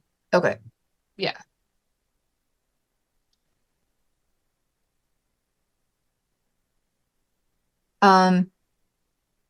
Jamie Frederick and the wetland agent. I don't know if this is a question for town council or the commission, but I'm not sure if we're at a point where it would be appropriate to redraft this.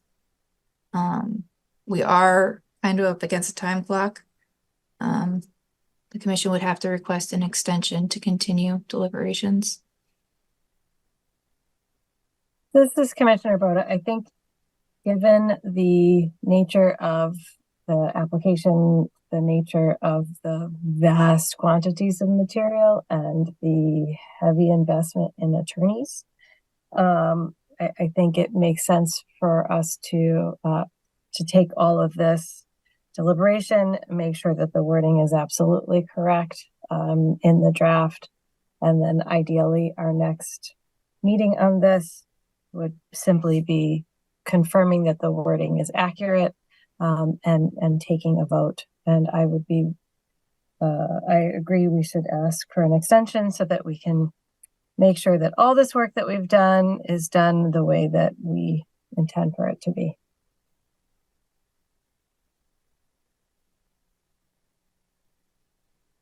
Was that a motion, Boda, or were you just?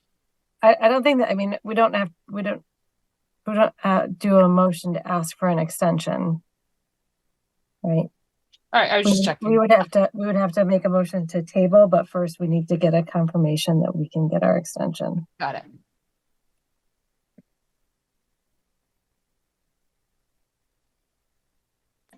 This is Commissioner Begman. I'll just say that I will go with whatever the other commissioners think, but I feel that we have it verbally, we have it in writing, we don't see it in front of us, but we have had it read to us. So I'm not sure we need to look at it again, but I haven't had as much experience as others in terms of coming back one more time with something fully in writing, but that's how I feel.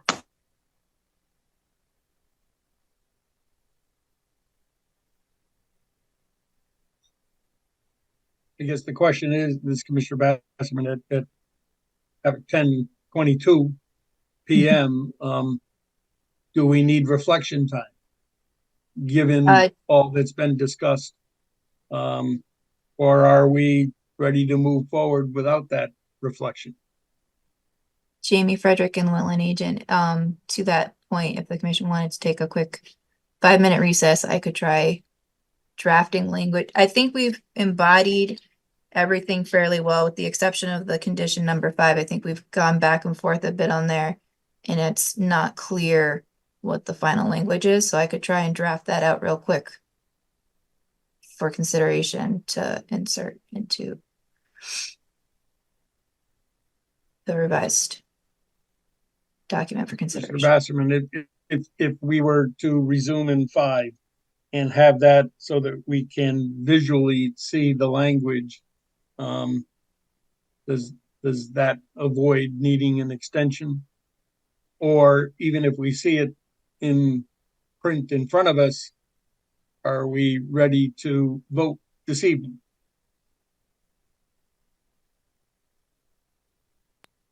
Commissioner Ormrod, I think I got most of it here. I think, yeah, if Jamie put it down in writing, I think I'm ready to proceed this evening. Commissioner Papatonis? I'm cogitating, trying to decide if 5 minutes is enough. Commissioner Goklowski?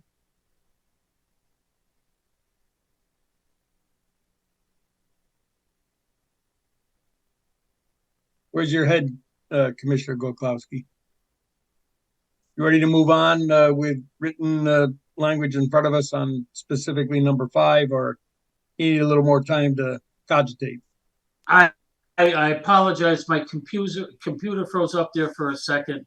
I'm fine whatever the commission decides. Commissioner Begum?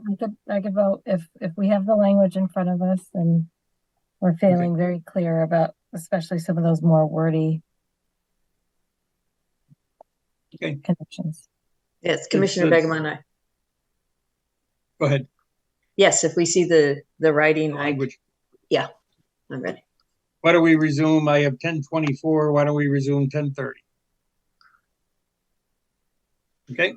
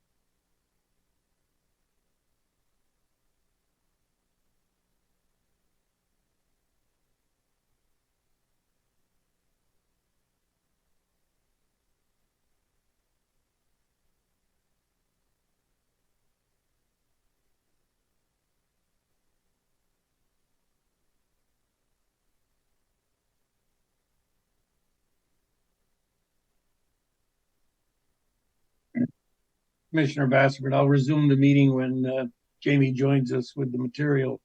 Right now, he seems to still be preparing.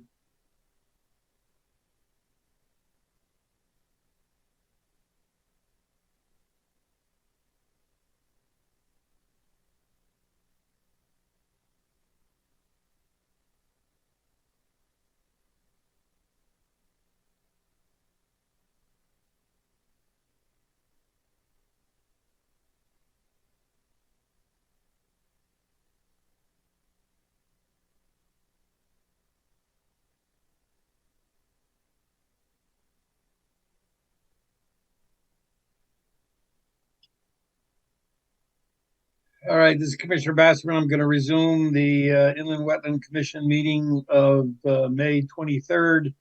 It is now 10:32. Commissioners are present. And Jamie, I see you are with us. You have something to share. Yes. Jamie Frederick and the Wetland Agent. So I tried to embody everything. So I just want to, hopefully for the last time, ask Katie to read 2.c again to make sure my language matches what has been discussed. Okay. Commissioner Boda indicated that a permanent marker that separates the driveway and patio area be added to the site plan. And the applicant should have IW agent J. Frederick for approval. Bring back to IW agent J. Frederick for approval.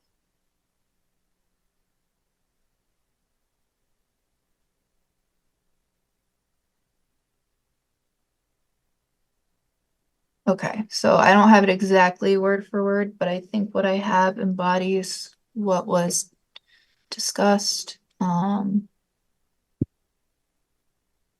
I'm reading chicken scratch. I know what I was. All right, so I've identified that the fourth whereas clause, let me just double check. 1, 2, 3, 4. Change based on all the evidence referenced above to based on the evidence in the record. Fifth whereas clause, change offered proof to proven. And then for conditions of approval, adding 2C, add permanent marker that separates driveway and patio area. And just for context, that starts off with prior to start of site work, the revised plan shall be submitted, signed and sealed for review by the duly authorized agent to address the following. And then that third one is add permanent marker that separates driveway and patio area. And then 5, I'll let the commissioners read it independently. So you're typing in that, you can type in this one right now? I can type in this if there's something you want to So yeah, so for after 2C, to be submitted to the agent for approval.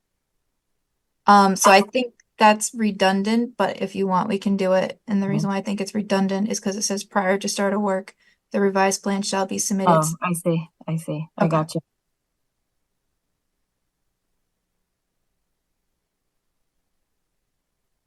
I didn't copy it all over. Any way to blow up 5 a little bit bigger? Beautiful. Thank you.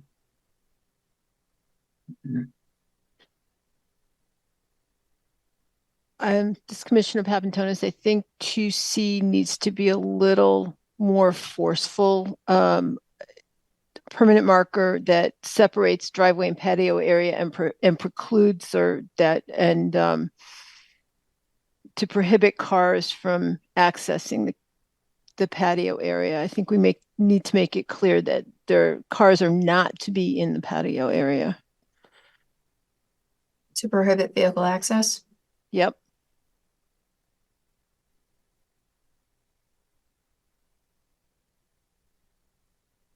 She wants it specified to the patio area. Yeah, vehicle access to the patio area.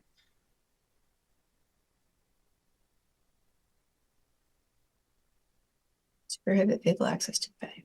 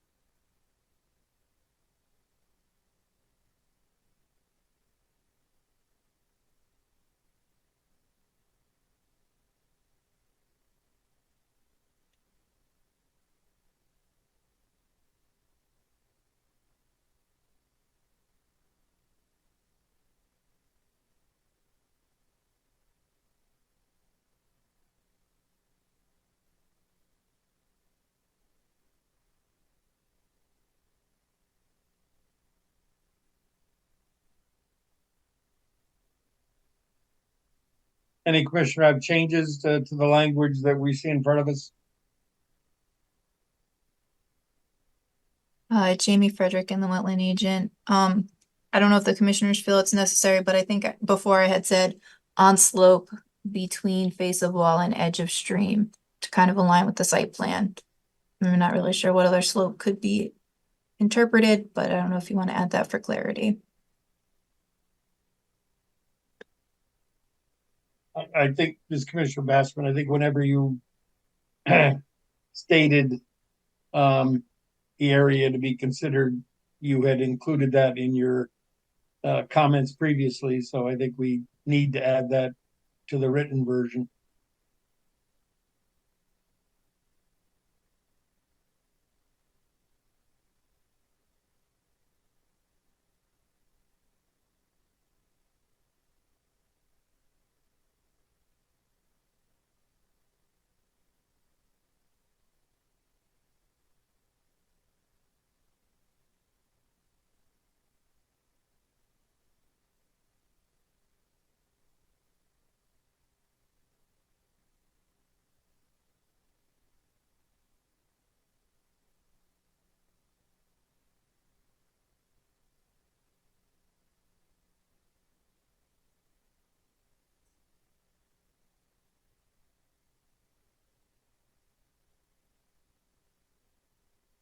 Are you ready for a motion? I am.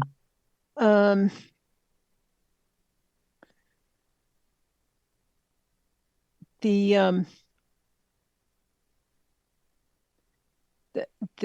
only, this Commissioner Papantonis, the only thing that we might want to consider adding is that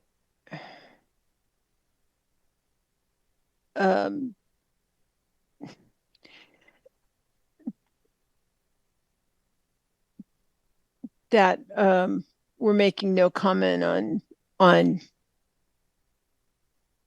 whether any approval needs to be gotten from any other agencies regarding this particular application, but Jamie Frederick and the wetland agent. Let me pull up the resolution again, because I think that there's some standard language that addresses that.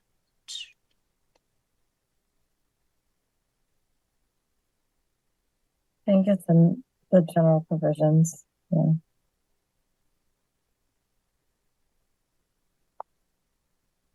All permits issued by the agency are subject to and do not derogate any present or future rights or powers of the agency or the duly authorized of the agency or the town of Branford, and convey no rights in real estate or material, nor any exclusive privileges, and are further subject to any and all public and private rights and to any federal, state, and municipal laws or regulations pertinent to the subject property or activity. that's good. Thank you. Thanks for reminding me. It's good to identify.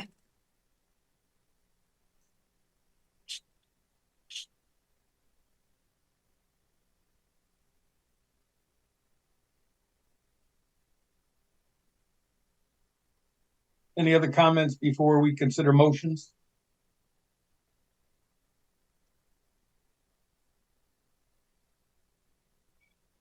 Okay. Floor is open for Commissioner to offer up a motion on inland wetland 240101.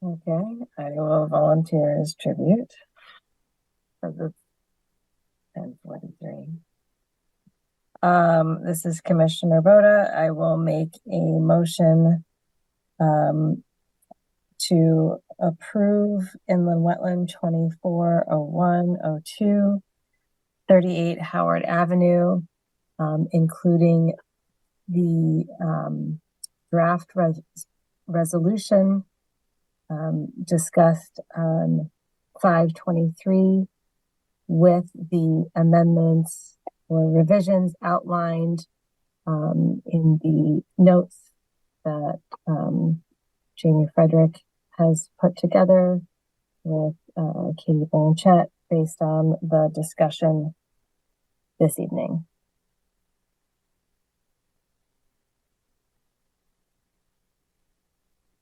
Do we have a second? This is Commissioner Bassman. I'll second that motion. Any further discussion? All right, we take a vote. Commissioner Gokowski, Commissioner Goklowski, no. Commissioner Begeman, Commissioner Begeman, aye. Commissioner Boda, Commissioner Boda, aye. Commissioner Omrod, Commissioner Ormrod, aye. Commissioner Papantonis.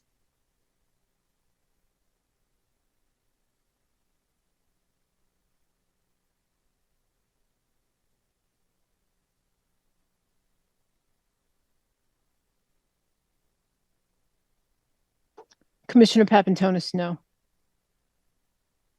Commissioner Basserman, aye. Oh, is that a 4-2 vote?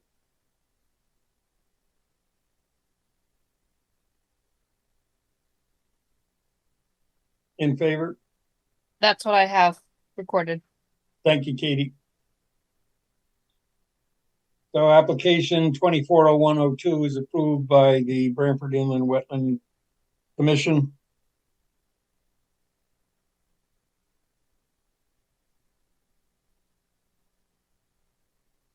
Any other procedural issues on this that we have to consider on this particular item, Jamie?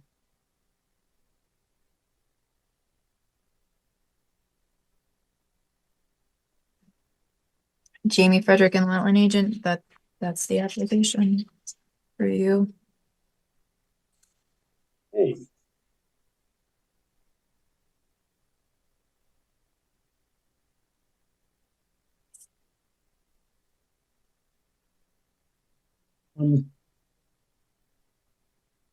The other item that was tabled for later discussion was the enforcement NOV on 38 Howard Avenue. Retaining wall and associated activities. Need to consider whether to issue a cease and correct regarding the regulated activity conducted without a permit at 34 Howard and 38 Howard.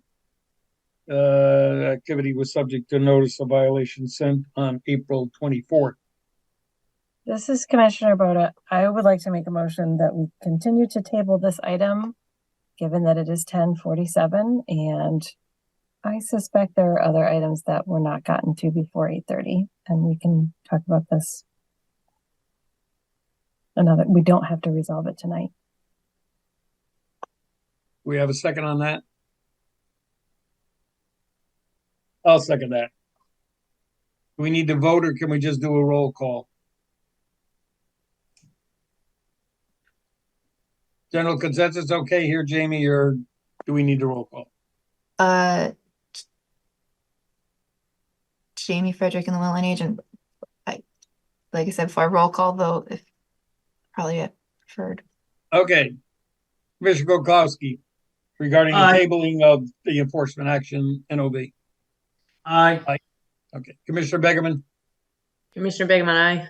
Commissioner Boda, Commissioner Boda, aye. Commissioner Amrod, Commissioner Ormrod, aye. Commissioner Papadonis, Commissioner Papantonis, aye. Commissioner Basserman, aye. The item that we did not get to on our agenda, Jamie Frederick and the Wetland agent. I'm sorry if I missed it. Was it tabled to the next meeting or? yes.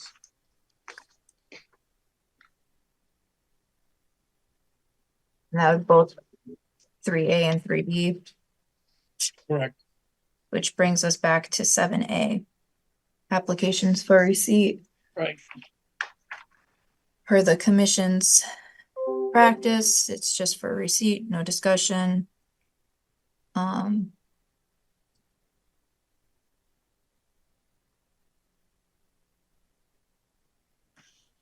Next up, agent reviews. No updates on that, still waiting. Okay. The August 8th meeting is going to be canceled. Staff has other obligations, and just so everybody can anticipate their own schedules, and as we get documents and applications for scheduling purposes, we're not going to have an August 8th meeting. Is there a motion to adjourn? Motion to adjourn. Don't everybody answer all at once. All right. I think there was a second. If there wasn't, I'll second. Thank you for hanging in there for, again, a meeting that's over almost 11. Good night. Night. Good Have a night. good Memorial Day weekend. Yeah, thanks. This program was brought to you in part through the support of the Town of Branford. Watch town meetings and other videos on demand at BranfordTV.org.